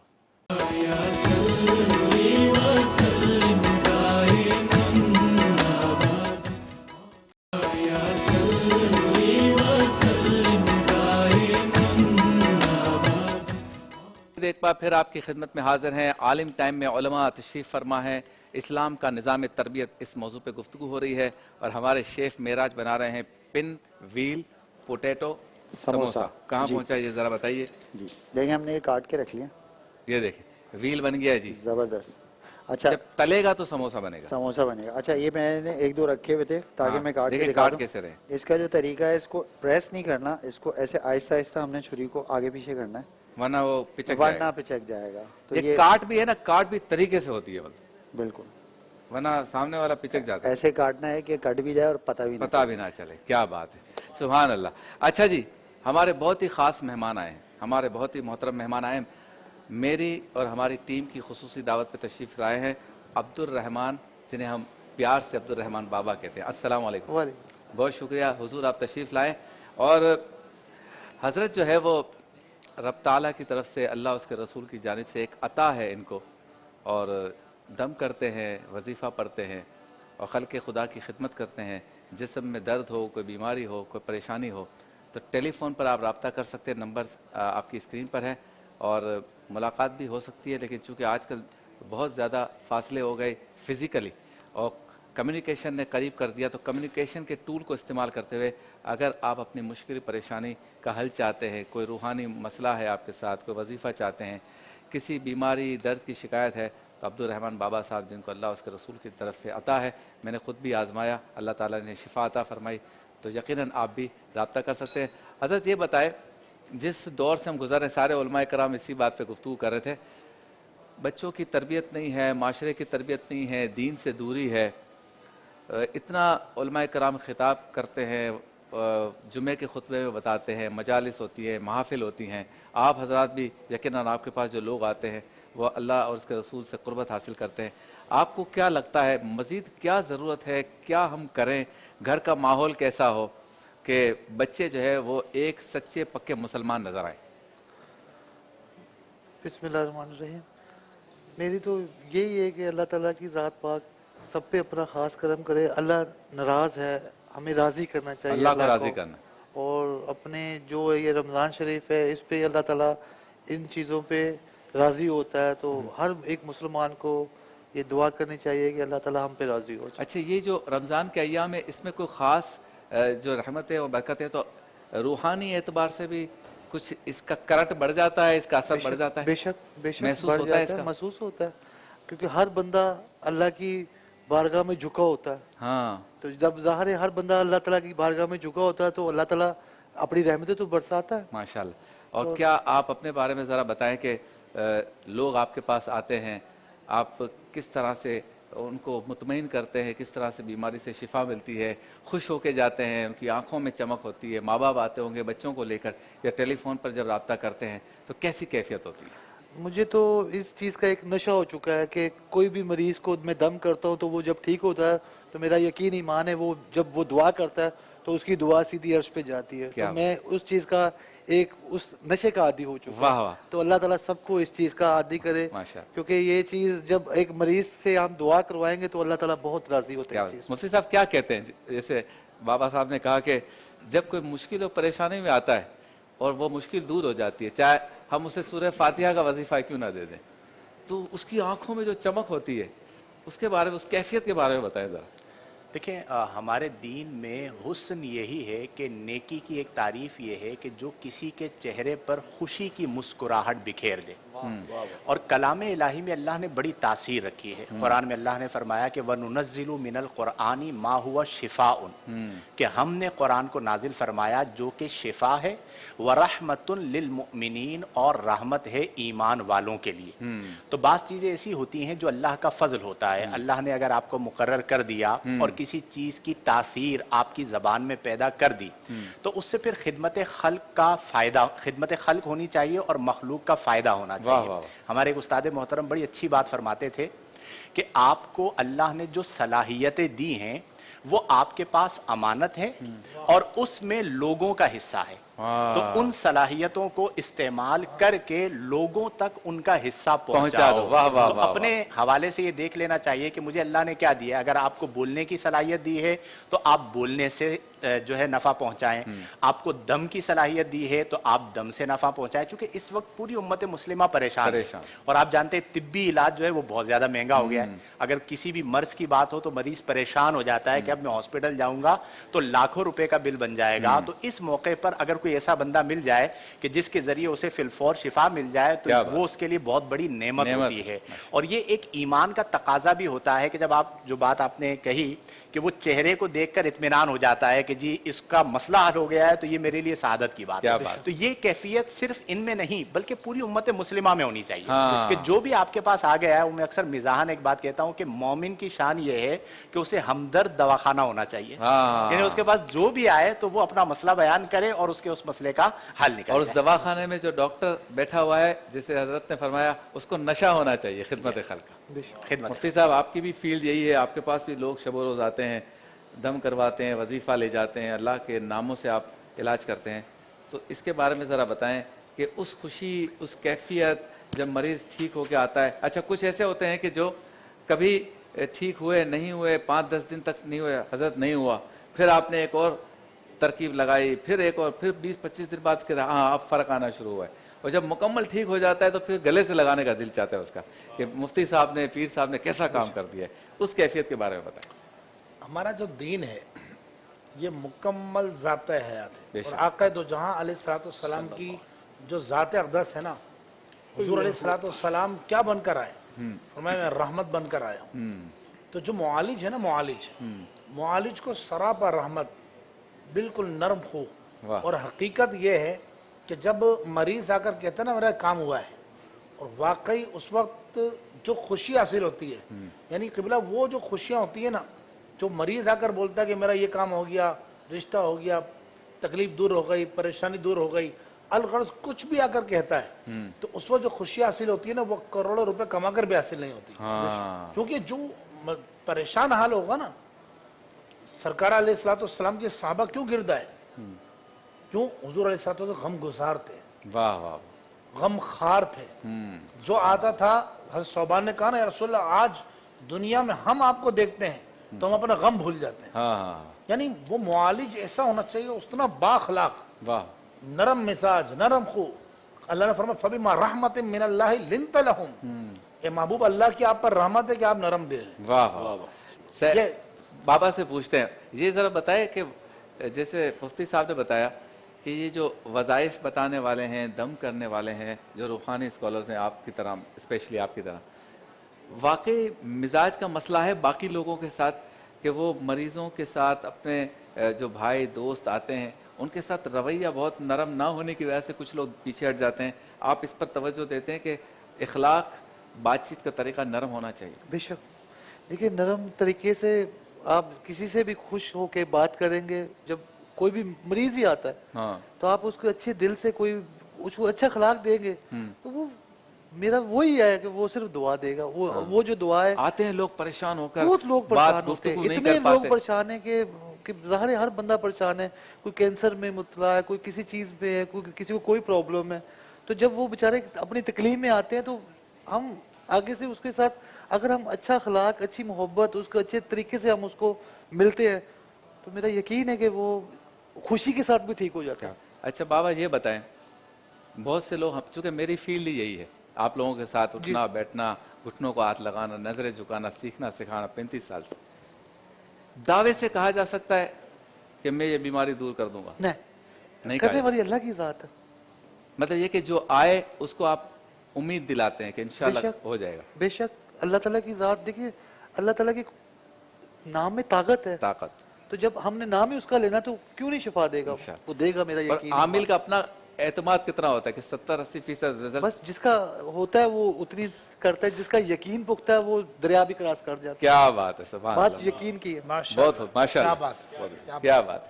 جی سبحان اللہ. ویل والا سموسا تیار ہو گیا ہے. دیکھیں بابا, ہم یہ بھی کام ساتھ ساتھ کر رہے ہیں, ماشاء اللہ لوگ خوش ہوتے ہیں اس سے. ماشاء اللہ. ہاں جی, بن گیا. یہ ایک ویل چھوٹا کیسے ہو گیا, گاڑی کیسے چلے گی؟ دکھائیں بھائی, چھوٹا ویل دکھائیں. چھوٹے والے 4 ہیں نا, وہ چھوٹی گاڑی میں لگا دیں گے. وہ پھر موٹر سائیکل میں لگا دیں. موٹر سائیکل میں 4 نہیں ہوتے, نہیں, موٹر سائیکل 2 چھوٹے ہو گئے نا, ان کو موٹر سائیکل. 2 موٹر سائیکل میں لگ جائیں گے. ہاں, اصل میں 3 چھوٹے ہیں تو بچوں کی 3 پہیوں والی سائیکل میں لگا دیں. ماشاءاللہ. اچھا جی, مسئلہ کیا ہے؟ ہو سکتا ہے, ہو سکتا ہے. چلیں, سیگمنٹ کا نام ہے مسئلہ کیا ہے. آپ یاد آئے تو پھر یاد نہ آئے کوئی. کچھ لوگ ایسے ہوتے ہیں جو کسی سے مشورہ طلب کرتے ہیں کہ میں یہ کام کروں یا نہ کروں, کب کروں, کیسے کروں, لیکن دل میں فیصلہ کر چکے ہوتے ہیں کہ سننی میرے کسی کی نہیں ہے, خالی رسمن پوچھ رہا ہوں, کرنا وہی ہے جو میری مرضی ہے. ایک صاحب نے اپنی بیگم کو طلاق دینے کا فیصلہ کر لیا. ان کے 4 دوست تھے, ایک ڈاکٹر تھا, ایک عالم تھا, ایک اس کا قریبی رشتہ دار بچپن سے جیسے دوست ہوتے ہیں نارمل وہ تھا, اور ایک نفسیاتی ڈاکٹر تھا. ان چاروں نے طے کیا کہ اتنی اچھی بیوی ملی ہے اس کو جا کر ہم سمجھاتے ہیں کہ اس کو طلاق نہ دے. یہ سب کے سب کھانا وغیرہ کھا کے اس کے گھر پہنچے عشاء کی نماز کے بعد, اور فجر تک سمجھاتے رہے. ڈاکٹر نے اپنے اعتبار سے سمجھایا, نفسیاتی ڈاکٹر نے اپنے اعتبار سے سمجھایا, عالم دین نے اپنے اعتبار سے سمجھایا. فجر کی اذان سے پہلے اس دوست نے کہا, آپ سب کا شکریہ کہ آپ میرے پاس آئے, مجھے اچھی رائے دی. علامہ صاحب آپ نے بھی اچھی رائے دی. نفسیاتی ڈاکٹر دوست سے کہا, تم نے بھی اچھی رائے دی. باقی نے بھی کہا اچھی رائے دی, لیکن طلاق تو میں پھر بھی دوں گا. تو مسئلہ کیا ہے ایسے لوگوں کا؟ بھائی جب آپ نے کسی کی ماننی ہی نہیں ہے تو مشورہ کیوں مانگ رہے ہیں مفتی صاحب؟ دیکھیں, یہ وہ لوگ ہوتے ہیں جو اپنے آپ کو عقل کل سمجھتے ہیں. ہاں, یا وہ طبقہ ہوتا ہے جو مالی حوالے سے بہت مضبوط ہوتا ہے یا کسی بڑے عہدے پر ہوتا ہے, تو وہ کہتے ہیں مجھ پہ کوئی فرق نہیں پڑتا, اور وہ اپنے سے کمتر لوگوں کو بہت حقیر سمجھتے ہیں اور ان کی رائے کو دل سے تسلیم نہیں کرتے. قرآن کریم فرقان حمید میں اللہ کریم نے ارشاد فرمایا کہ فوق کل ذی علم علیم, ہر علم والے پر ایک علم والا ہوتا ہے. تو کبھی بھی اپنے آپ کو کسی بھی شعبے کے اندر کل نہیں سمجھنا چاہیے, بہتری کی گنجائش ہمیشہ ہوتی ہے. اور ہمارے پیارے نبی صلی اللہ علیہ وسلم نے فرمایا کہ ما خابا من استخارا ولا ندما من استشارا, کہ جو استخارہ کر لیتا ہے وہ خائب و خاسر نہیں ہوتا, اور جو مشورہ کر لیتا ہے وہ نادم نہیں ہوتا. اور مشورے کا مطلب یہ نہیں ہوتا کہ پہلے آپ فیصلہ کر چکے ہیں, آپ نے بس تسلی قلبی کے لیے مختلف آرا لی اور پھر آپ نے انا کا مسئلہ بنا لیا کہ چونکہ میں نے فیصلہ کر لیا ہے تو میں یہی کروں گا, تو جس میں پھر میں آ جاتی ہے, اللہ تعالیٰ اسے دنیا اور آخرت میں ذلیل و رسوا فرماتا ہے. اللہ اکبر. دیکھ لیجئے بھائی, یہ ڈش تیار ہو گئی ہے. اب ہم جائیں گے بریک کی طرف, واپس لوٹیں گے تو ورفعنا لک ذکرک.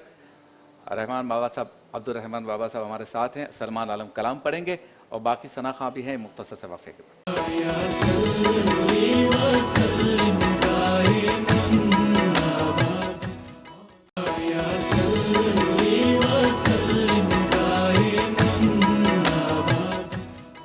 جس میں سرکار دو عالم صلی اللہ علیہ وسلم کے حضور ہدیہ عقیدت پیش کیا جاتا ہے.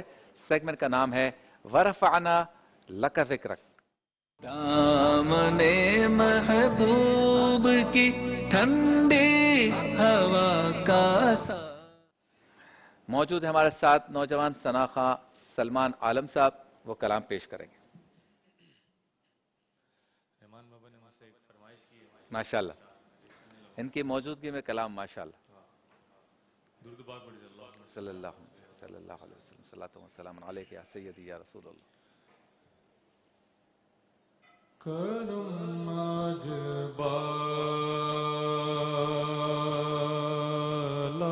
بالائے واہ واہ بام آ گیا ہے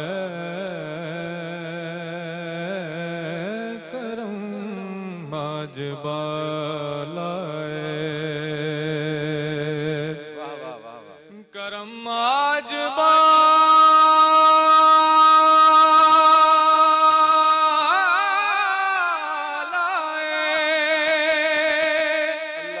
بام آ گیا ہے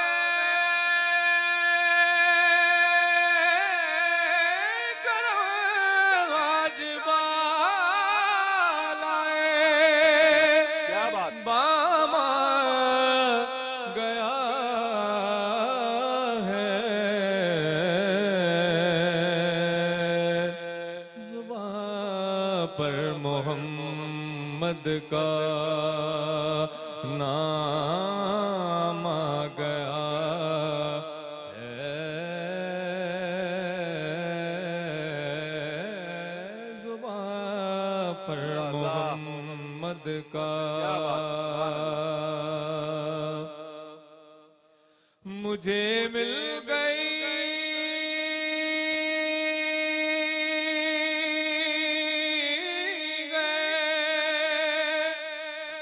دو عالم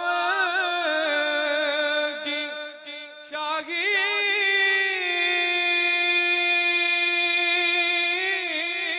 مجھے مل گئی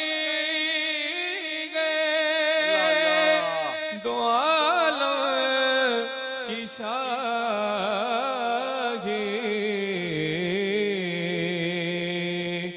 میرا ان کے منگتوں میں نام آ گیا ہے میرا ان کے منگتوں میں نام آ گیا ہے کرم آج بالائے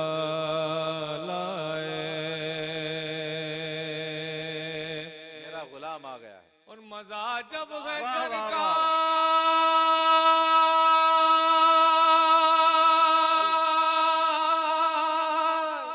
واہ واہ واہ محشر میں کہہ دے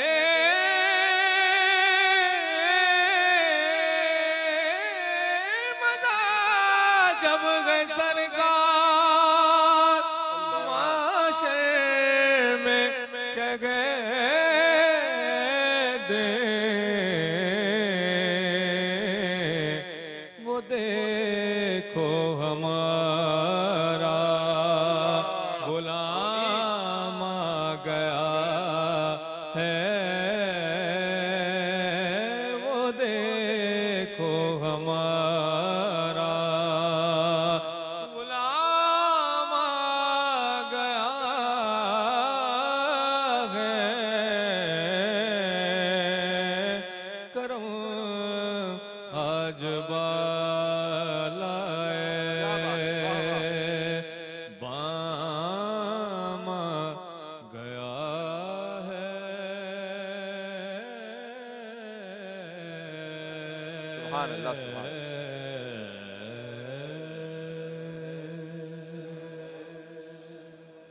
کوئی اور پل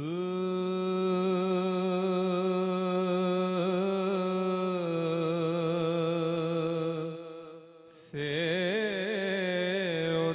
اتارو راہ گزر کو خبر نہ ہو سبحان اللہ پل سے اتارو راہ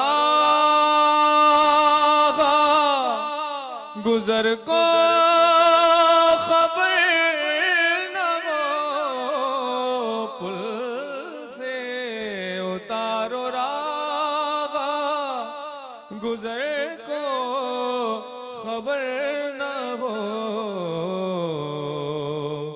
जिब्रील पर बिछाए तो पर को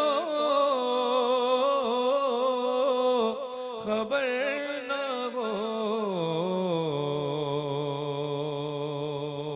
कांटा मेरे जिगर, कांटा मेरे जिगर से अल्लाह अल्लाह, गमे रोज़गार का कांटा मेरे जिगर से गमे रोज़गार का यूं खींच लीजिए के जिगर को खबर न हो।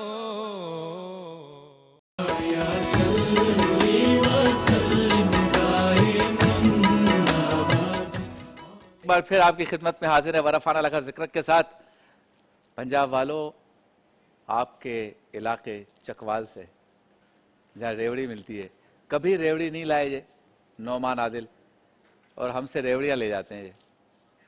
हाँ, एक बात है, सरकार की नाते अच्छी पड़ते हैं माशाल्लाह माशाल्लाह।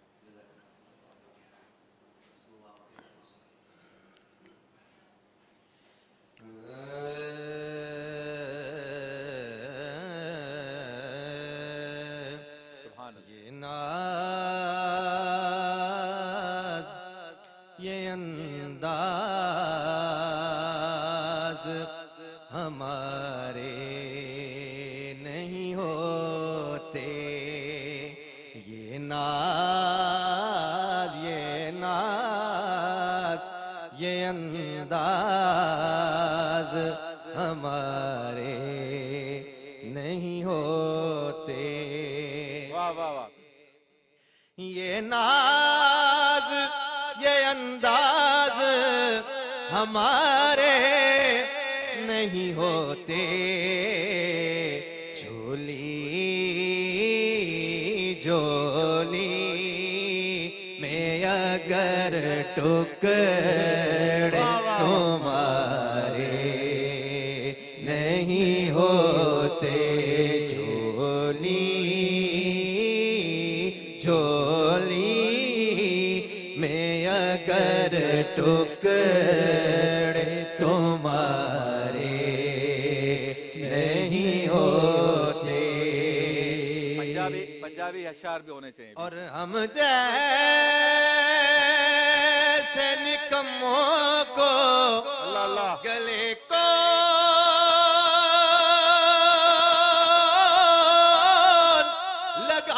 लगाता, हम जैसे निकम्मों को गले कौन लगाता। सरकार सरकार अगर आप हमारे नहीं होते, मेरे तैबा वाले सरकार अगर आप हमारे नहीं हो।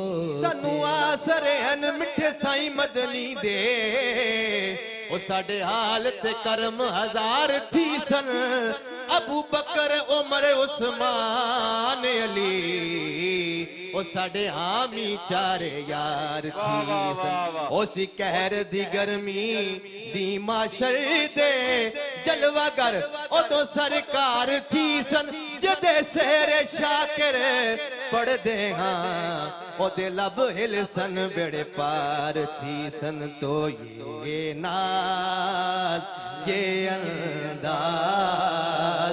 हमारे नहीं होते, बेदाम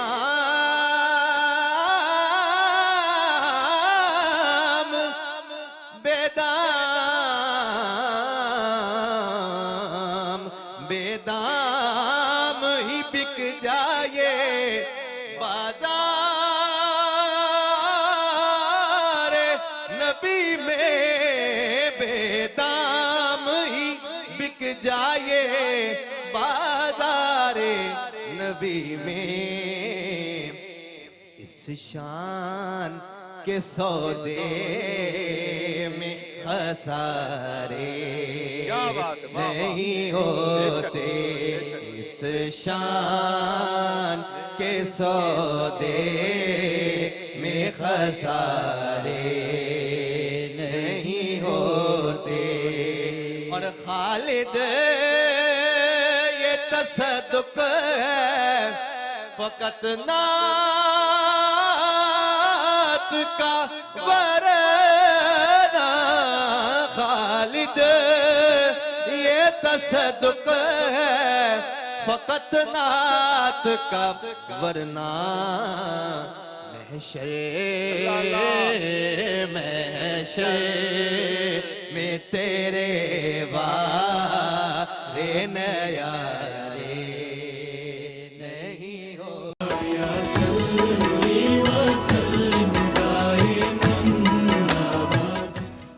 شامدید، یہ ناز یہ انداز ہمارے نہیں ہوتے۔ کیا کہیں گے مدنی رضا صاحب اس کلام کے بارے میں؟ یہ جو اشعار ہے نا کہ یہ ناز یہ انداز ہمارے نہیں ہوتے، یہ ایک فخریہ انداز ہے نا۔ ہمارے یہاں پر لوگ جو ہے وہ فخر کرتے ہیں کہ میرے پاس اتنا پیسہ، میرا یہ میں یہ جو آج ہوں نا، میرے پاس اتنا پیسہ ہے، میں نے اتنی محنت کی، میری صلاحیت تھی۔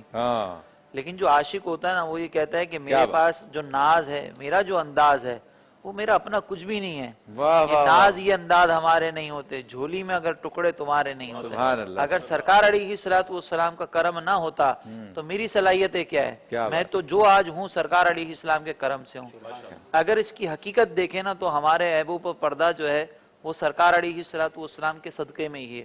اسی لیے ایک اور آگے شعر کہا نا کہ ہم جیسے نکموں کو گلے کون لگاتا، سرکار اگر آپ ہمارے نہیں ہوتے۔ واہ واہ واہ، یہ شعر جو ہے نا اس پہ آپ ذرا غور کریں کہ ہم واقعی نکم ہیں۔ آج اگر ہماری کوئی عزت ہے تو وہ سرکار علیہ الصلوۃ والسلام کے صدقے میں ہے کہ ہم سرکار کا نام لیتے ہیں تو لوگ ہم سے محبت کرتے ہیں، ہم سرکار علیہ الصلوۃ والسلام کی تعریفیں کرتے ہیں تو سرکار لوگ ہم سے محبت کرتے ہیں۔ ورنہ اگر ہماری اپنی صلاحیتیں، اگر ہمارے اپنے عیبوں پر اگر ہم نظر کریں تو حقیقت یہ ہے کہ ہمیں کوئی گلے نہ لگاتا۔ اور دوسری بات یہ کہ ہم اگر اپنے عیبوں کا کفارہ ادا کرنا چاہیں تو اس کے لیے بھی ایک ہی بارگاہ ہے، وَلَوْ أَنَّهُمْ ظَلَمُوا أَنفُسَهُمْ جَاءُوكَ، کہ اے حبیب اگر یہ اپنی جانوں پر ظلم کر بیٹھیں تو آپ کی بارگاہ میں آئیں۔ ذرا سوچیں کہ اگر یہ بارگاہ نہ ہوتی تو اپنی جانوں پر ظلم کرنے والے کہاں جاتے، کس کے در پہ جاتے، کہاں فریاد کرتے کہ ہمارے گناہوں کا کفارہ ادا ہو، ہمارے گناہوں کو ختم کیا جائے۔ تو سرکار اگر آپ نہ ہوتے تو ہم کچھ بھی نہ ہوتے، نہ یہ ناز ہمارے ہوتے، نہ یہ انداز ہمارے ہوتے۔ کیا بات ہے مفتی شاہد صاحب، کوئی جملہ خوبصورت سے اس کے بعد کلام سنتے ہیں۔ بس میں تو اکثر کلام جب پڑھے جاتے ہیں ایک ہی بات کہتا ہوں کہ ہمیں جس چیز پر فخر ہے وہ نسبت رسول کریم علیہ افضل الصلاۃ والتسلیم ہے، اور انشاءاللہ الجلیل ہم نے نبی کریم کی اطاعت میں فرائض و واجبات کی پابندی کرنی ہے، لیکن نہ طاعت پر، نہ تقوی پر، نہ زہد و اتقاء پر ہے۔ ہمارا ناز جو کچھ ہے محمد مصطفیٰ پر ہے۔ تو یہ وہ فلسفہ ہے جو ہمیں ہمارے عشاقان رسول اولیاء کرام نے دیا ہے، اور اس کو لے کر چلیں گے تو انشاءاللہ دنیا بھی بہتر ہوگی اور آخرت بھی بہتر۔ کیا بات ہے۔ ہمارے ملک کے ایک سینئر شناخواہ ہیں عبدالحمید رانا سہروردی صاحب، وہ بھی مجھے یہی کہہ رہے تھے کہ شبیر بھائی ہمیں کون جانتا تھا، ہمیں کون گلے لگا تھا، یہ تو سب کچھ سرکار کی مدح سرائی ہم کرتے ہیں، اس وجہ سے لوگ جانتے ہیں۔ آج ان کے بیٹے یہاں پر ہیں، سنائیے کیا سنائیں گے آپ؟ نعمتیں بانٹتا سمت وہ ذیشان گیا، نعمتیں بانٹتا جس سمت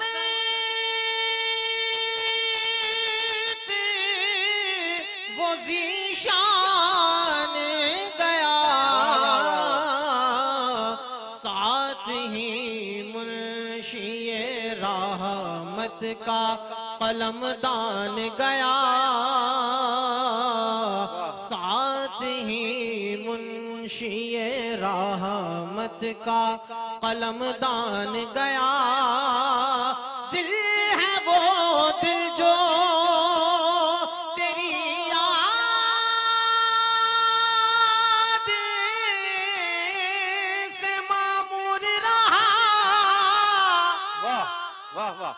کیا بات ہے. دل ہے وہ دل جو تیری یاد سے معمور رہا. سر ہے وہ سر جو تیرے قدموں پہ قربان گیا. سر ہے وہ سر جو تیرے قدموں پہ قربان گیا. انہیں جانا انہیں مانا نہ رکھا غیر سے کام. انہیں جانا بس انہیں جانا انہیں مانا نہ رکھا غیر سے کام. للہ الحمد میں دنیا سے مسلمان گیا.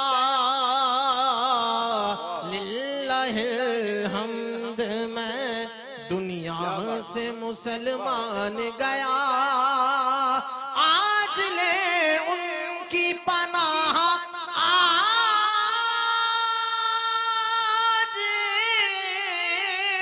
مدد مانگو سے.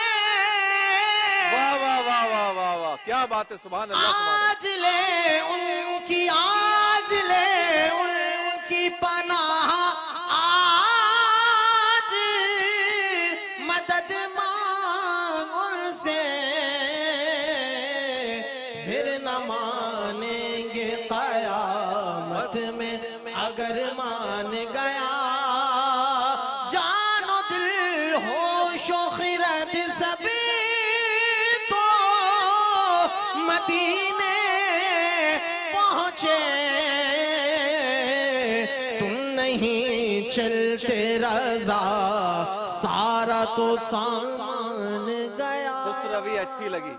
خسروی اچھی لگی نا سروری اچھی لگی. ہم فقیروں کو مدینے کی گلی اچھی لگی. ہم فقیروں کو مدینے کی گلی اچھی لگی. دور تھے تو زندگی بے رنگ تھی بے کیف تھی. اللہ اللہ. دور تھے تو زندگی بے رنگ تھی بے کیف تھی. ان کے کوچے میں گئے تو زندگی اچھی لگی. ہم فقیروں کو مدینے کی گلی اچھی لگی. ناز کر تو اے حلیمہ سرور کونین پر. ناز کر تو اے حلیمہ سرور کونین پر. گر لگی اچھی تو تیری جھونپڑی اچھی لگی. ہم فقیروں کو مدینے کی گلی اچھی لگی. محرمہ کی روشنی مانا کہ اچھی ہے مگر. اللہ اللہ. محرمہ کی روشنی مانا کہ اچھی ہے مگر. سبز گنبد کی ہمیں تو روشنی اچھی لگی. ہم فقیروں کو مدینے کی گلی اچھی لگی. آج محفل میں نیازی نعت جو میں نے پڑھی. آج محفل میں نیازی نعت جو میں نے پڑھی. عاشقان مصطفیٰ کو وہ بڑی اچھی لگی. ہم فقیروں کو مدینے کی گلی اچھی لگی. گوہر رانا نے دکھائے فن نعت خوانی میں اپنے گوہر بھی اور جوہر بھی. ملاقات ہوتی ہے مختصر سے وقفے کے بعد.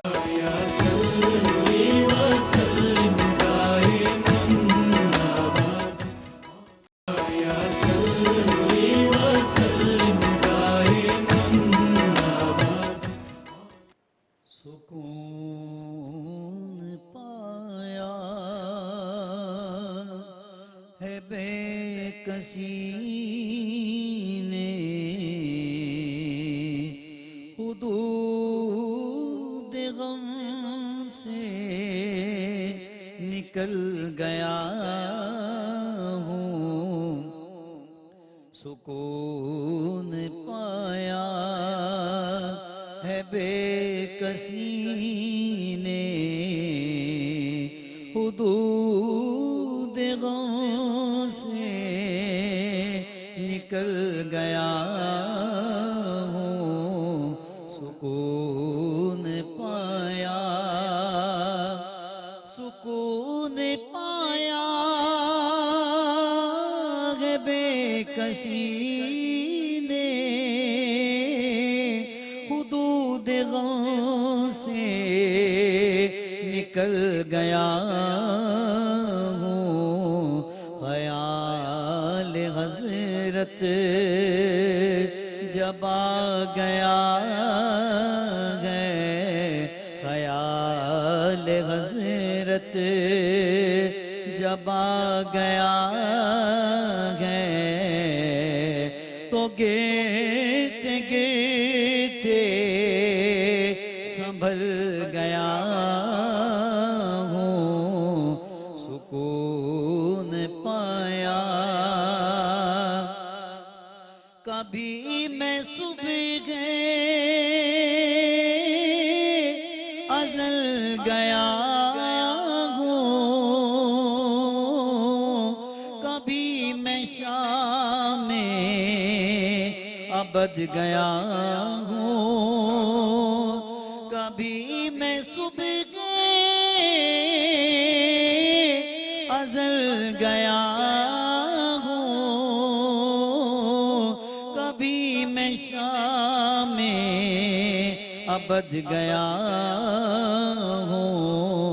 تلاش جانا میں کتنی منزل, تلاش جانا میں کتنی منزل, خدا کی جانے نکل گیا ہوں.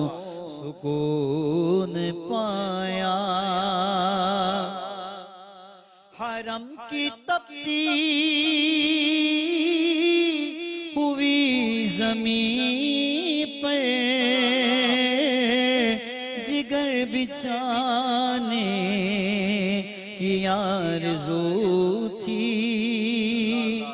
حرم کی تپتی ہوئی زمین پر جگر بچھانے کی آرزو تھی. بہار خلد بری ملی تو بچا کے دامن نکل گیا ہوں. سکون پایا میرے جنازے پہ رونے والوں, فریب میں ہو بغور دیکھو.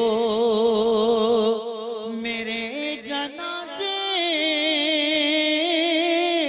پہ رونے والوں, فریب میں ہو بغور دیکھو.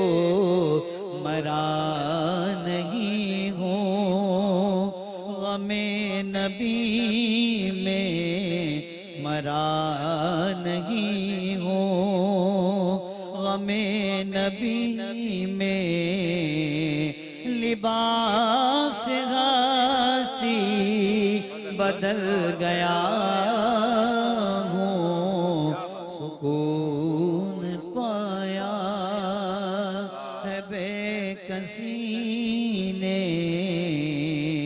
हुदूद गम से निकल गया। माशाल्लाह, अल्लाह ताला बरकत अता फरमाए। अच्छा जी, सवाल छोड़े जा रहा था मैं वक्फे से पहले, अक्सर घरों में मुफ्ती साहब लड़ाई झगड़े बहुत होते हैं, उसके लिए कोई वजीफा बताएं, आम है ये वैसे। अल्लाह अकबर, ये बड़ी बदकिस्मती है। यहाँ में जितने नाजरीन देख रहे हैं इस वक्त, खुसूसन जो वालिद और वालदा हैं, जो बड़े हैं, उन सब से मैं दरख्वास्त करूँगा कि अपने अंदर तहम्मुल पैदा करें, बर्दाश्त पैदा करें, क्योंकि घर का माहौल जो बनाते हैं ना वो बड़े बनाते हैं। हाँ, फिलहाल सिर्फ ये तो नहीं कि हम यहाँ वजीफा बताएंगे, हम असबाब भी जिक्र करेंगे, हम रुकावट जो मसाइल आ रहे हैं, क्यों आ रहे हैं घर में मसाइल, वजीफा इंशाल्लाह बताते हैं। सब्र और लेकिन तहम्मुल नहीं। हाँ, सब्र और तहम्मुल बर्दाश्त खत्म होता जा रहा है। बर्दाश्त। अभी पिछले दिनों हमने सेगमेंट किया आलिम टाइम में अदम बर्दाश्त, तो घरों में भी बहुत ज्यादा अदम बर्दाश्त है, बड़ों की इज्जत नहीं है, छोटों पर शफकत नहीं है। तो आप तहम्मुल पैदा करें, अपने अंदर बर्दाश्त पैदा करें, इंशाल्लाह इंकिसारी पैदा करें, मोहब्बत पैदा करें, इंशाल्लाह घरों में सुकून होगा। लेकिन बाज़ औक़ात ऐसा होता है कि बड़े कहते हैं जी हम बर्दाश्त भी करते हैं, लेकिन उसके बावजूद झगड़े हो रहे हैं, उसके बावजूद फसादात हो रहे हैं। और खुसूसन ये जो ज्वाइंट फैमिलियाँ होती है ना, इसमें बहुत ज़्यादा मसाइल होते हैं, ग़ीबतें होती है, इल्ज़ाम तराशी होती है, हसद होता है, अल्लाह जाने क्या क्या होता है। तो जो इस वक्त ज्वाइंट फैमिली में रहते हैं, वो तो ये अमल मैं कह रहा हूँ एहतियात से करेगा, करना भी है तो ठीक है, क्योंकि आप करेंगे, अल्लाह का नाम पढ़ेंगे, वो समझेंगे हाँ, वो शुक्र को शुबा में पढ़ेंगे कि पता नहीं क्या कर रहे हैं क्या नहीं कर रहे हैं। हिकमत का तकाज़ा है, ख्याल से करें। हिकमत के तकाजे के तहत एहतियात से करें, एहतियात जी का दामन लाजमी थामे रखें। और जाहिर सी बात है टेलीविजन पे ये मसला बताया जा रहा है ताकि सब घर वाले सुने, सब घर वाले भी अमल कर सकते हैं। बहुत लंबा चौड़ा वजीफा नहीं है, बहुत छोटा सा है। 12 आजमाया गया कि अल्हम्दुलिल्लाह एक हफ्ते के अंदर घर में फर्क पड़ना शुरू हो जाता है। इंशाल्लाह। वजीफा क्या है? अल्लाह ताला के 2 नाम है और दोनों नाम मिलाकर पढ़ने हैं। ठीक है, या जलीलू या जल जलाली वल इकराम, ये पढ़ा दोनों मिलाकर ये एक हो गया। ठीक है, या जलीलू या जल जलाली वल इकराम, या जलीलू या जल, इस तरह 101 मरतबा पढ़ना है। ठीक है, पढ़ने का टाइम है इसका, बस इसमें एक शर्त है टाइम की। ठीक है। किस वक्त पढ़ना है? कि जब सूरज तुलू हो रहा हो, फजर के बाद, फजर के बाद, जब आधा तकरीबन 20-25 मिनट। अभी तो रमजान शरीफ है ना, अव्वल वक्त में आप फजर पढ़ लेते हैं, मस्जिदों में हो जाती है आमतौर पर, हमारे यहाँ पाकिस्तान में। बैरून मुल्क में बाज़ औक़ात लेट भी होती है, जैसे इंडिया वगैरह में लेट होती है फजर की नमाज, अपने मामूल के मुताबिक करते हैं वो। लेकिन आमतौर पर जो फजर की नमाज पढ़ने के बाद जब नमाज टाइम मकरूह टाइम शुरू होता है और नमाज पढ़ना, ये वो वक्त होता है जब सूरज तुलू हो रहा होता है। तो तुलू फजर के वक्त ये पढ़ना है अमल 101 मरतबा, पानी पे दम कर लें। अब इस पानी का करना क्या है? पानी का करना ये कि इससे या तो आप आटा वगैरह गूंदें, सब खाते रोटी, चावल खाते, चावल में पानी मिलाएं, और अगर कोई ऐसा मुमकिन नहीं है तो आप सबको पानी पिला दें। चंद दिन नहीं गुजरेंगे, इंशाअल्लाह घर में मोहब्बत की फिजा कायम हो जाएगी। क्या बात है, सुभान अल्लाह। मोहब्बत मुस्तफ़ा कायम कीजिए आप। सुभान अल्लाह। नबी का लब पर जो जिक्र है बे मिसाल आया, कमाल आया। नबी का लब पर जो जिक्र है बे मिसाल आया, कमाल आया। नबी का लब पर जो जिक्र है बे मिसाल आया, कमाल आया। जो हिजरे तैबा में याद बन कर ख्याल आया, कमाल आया। जो हिजरे तैबा بن کر خیال آیا کمال آیا غرور حوروں کا توڑ ڈالا لگا کے ماتھے پہ دل خدا نے غرور حوروں کا توڑ ڈالا لگا کے ماتھے پہ دل خدا نے وہ کالے رنگ کا غلام تیرا بلال آیا کمال آیا جو کالے رنگ کا غلام تیرا بلال آیا کمال آیا اور عمر کی جرات پہ جاؤں قربان کہ خود نبی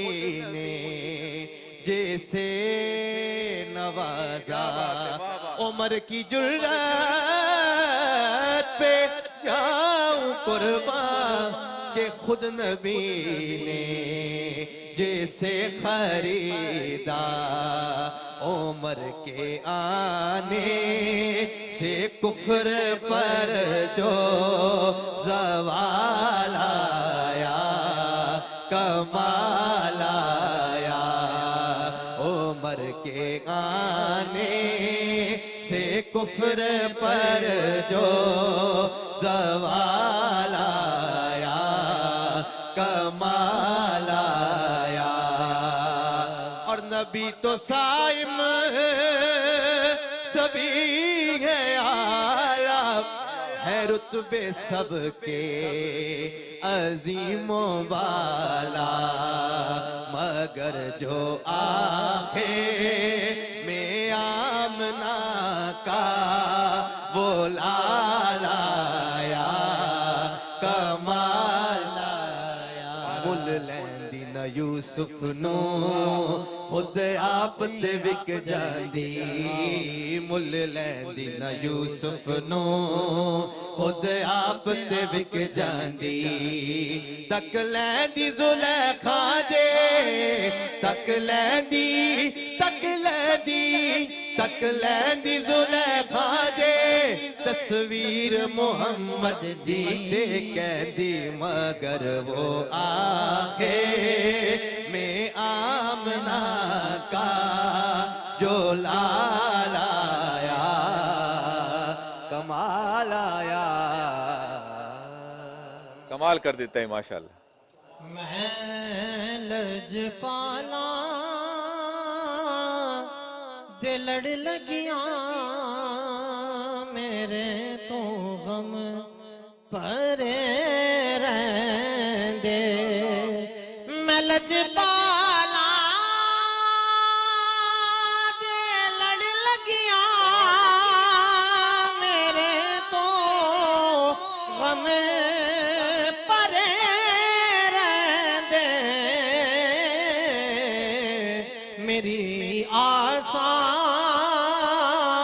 امیداں دے صدا بوٹے ہرے رہندے میری آساں امیداں دے صدا بوٹے ہرے رہندے خیال یار وچ میں مست رہنا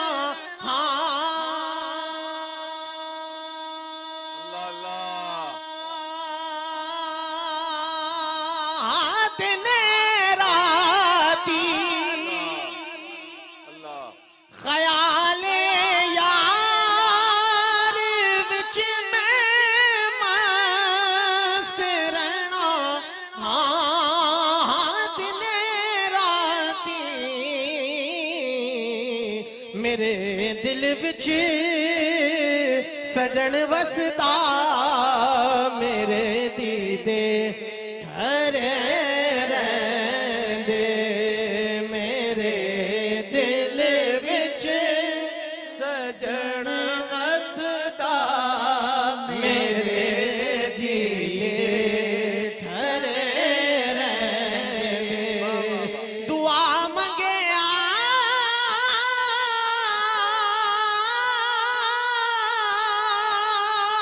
کرو سنگیوں کسے دا مرشد نار سے جاوے جنا دے پیر رس جاندے او جیوں دے بھی مرے رہندے نیازی مینوں غم کا دا میری نسبت ہے لاسانی کسے دے رہن جو بن کے قسم رب دی گھرے رہندے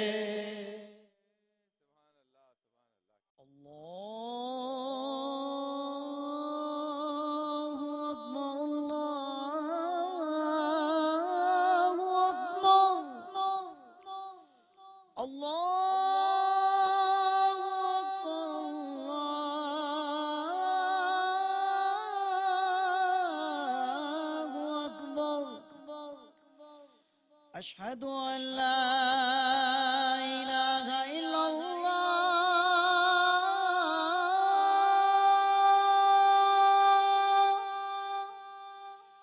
أشهد أن لا إله إلا الله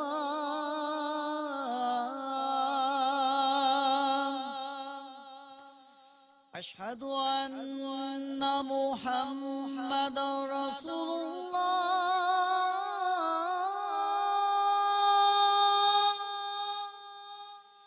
أشهد أن محمد رسول الله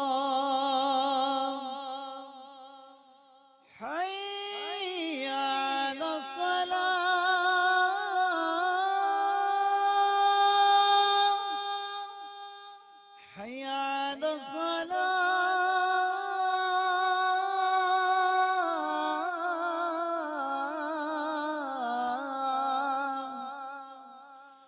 حي على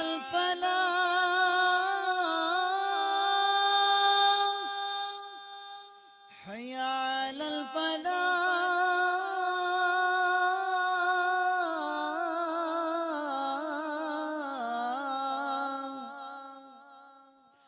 الصلاة خير من النوم الصلاة خير من النوم الله أكبر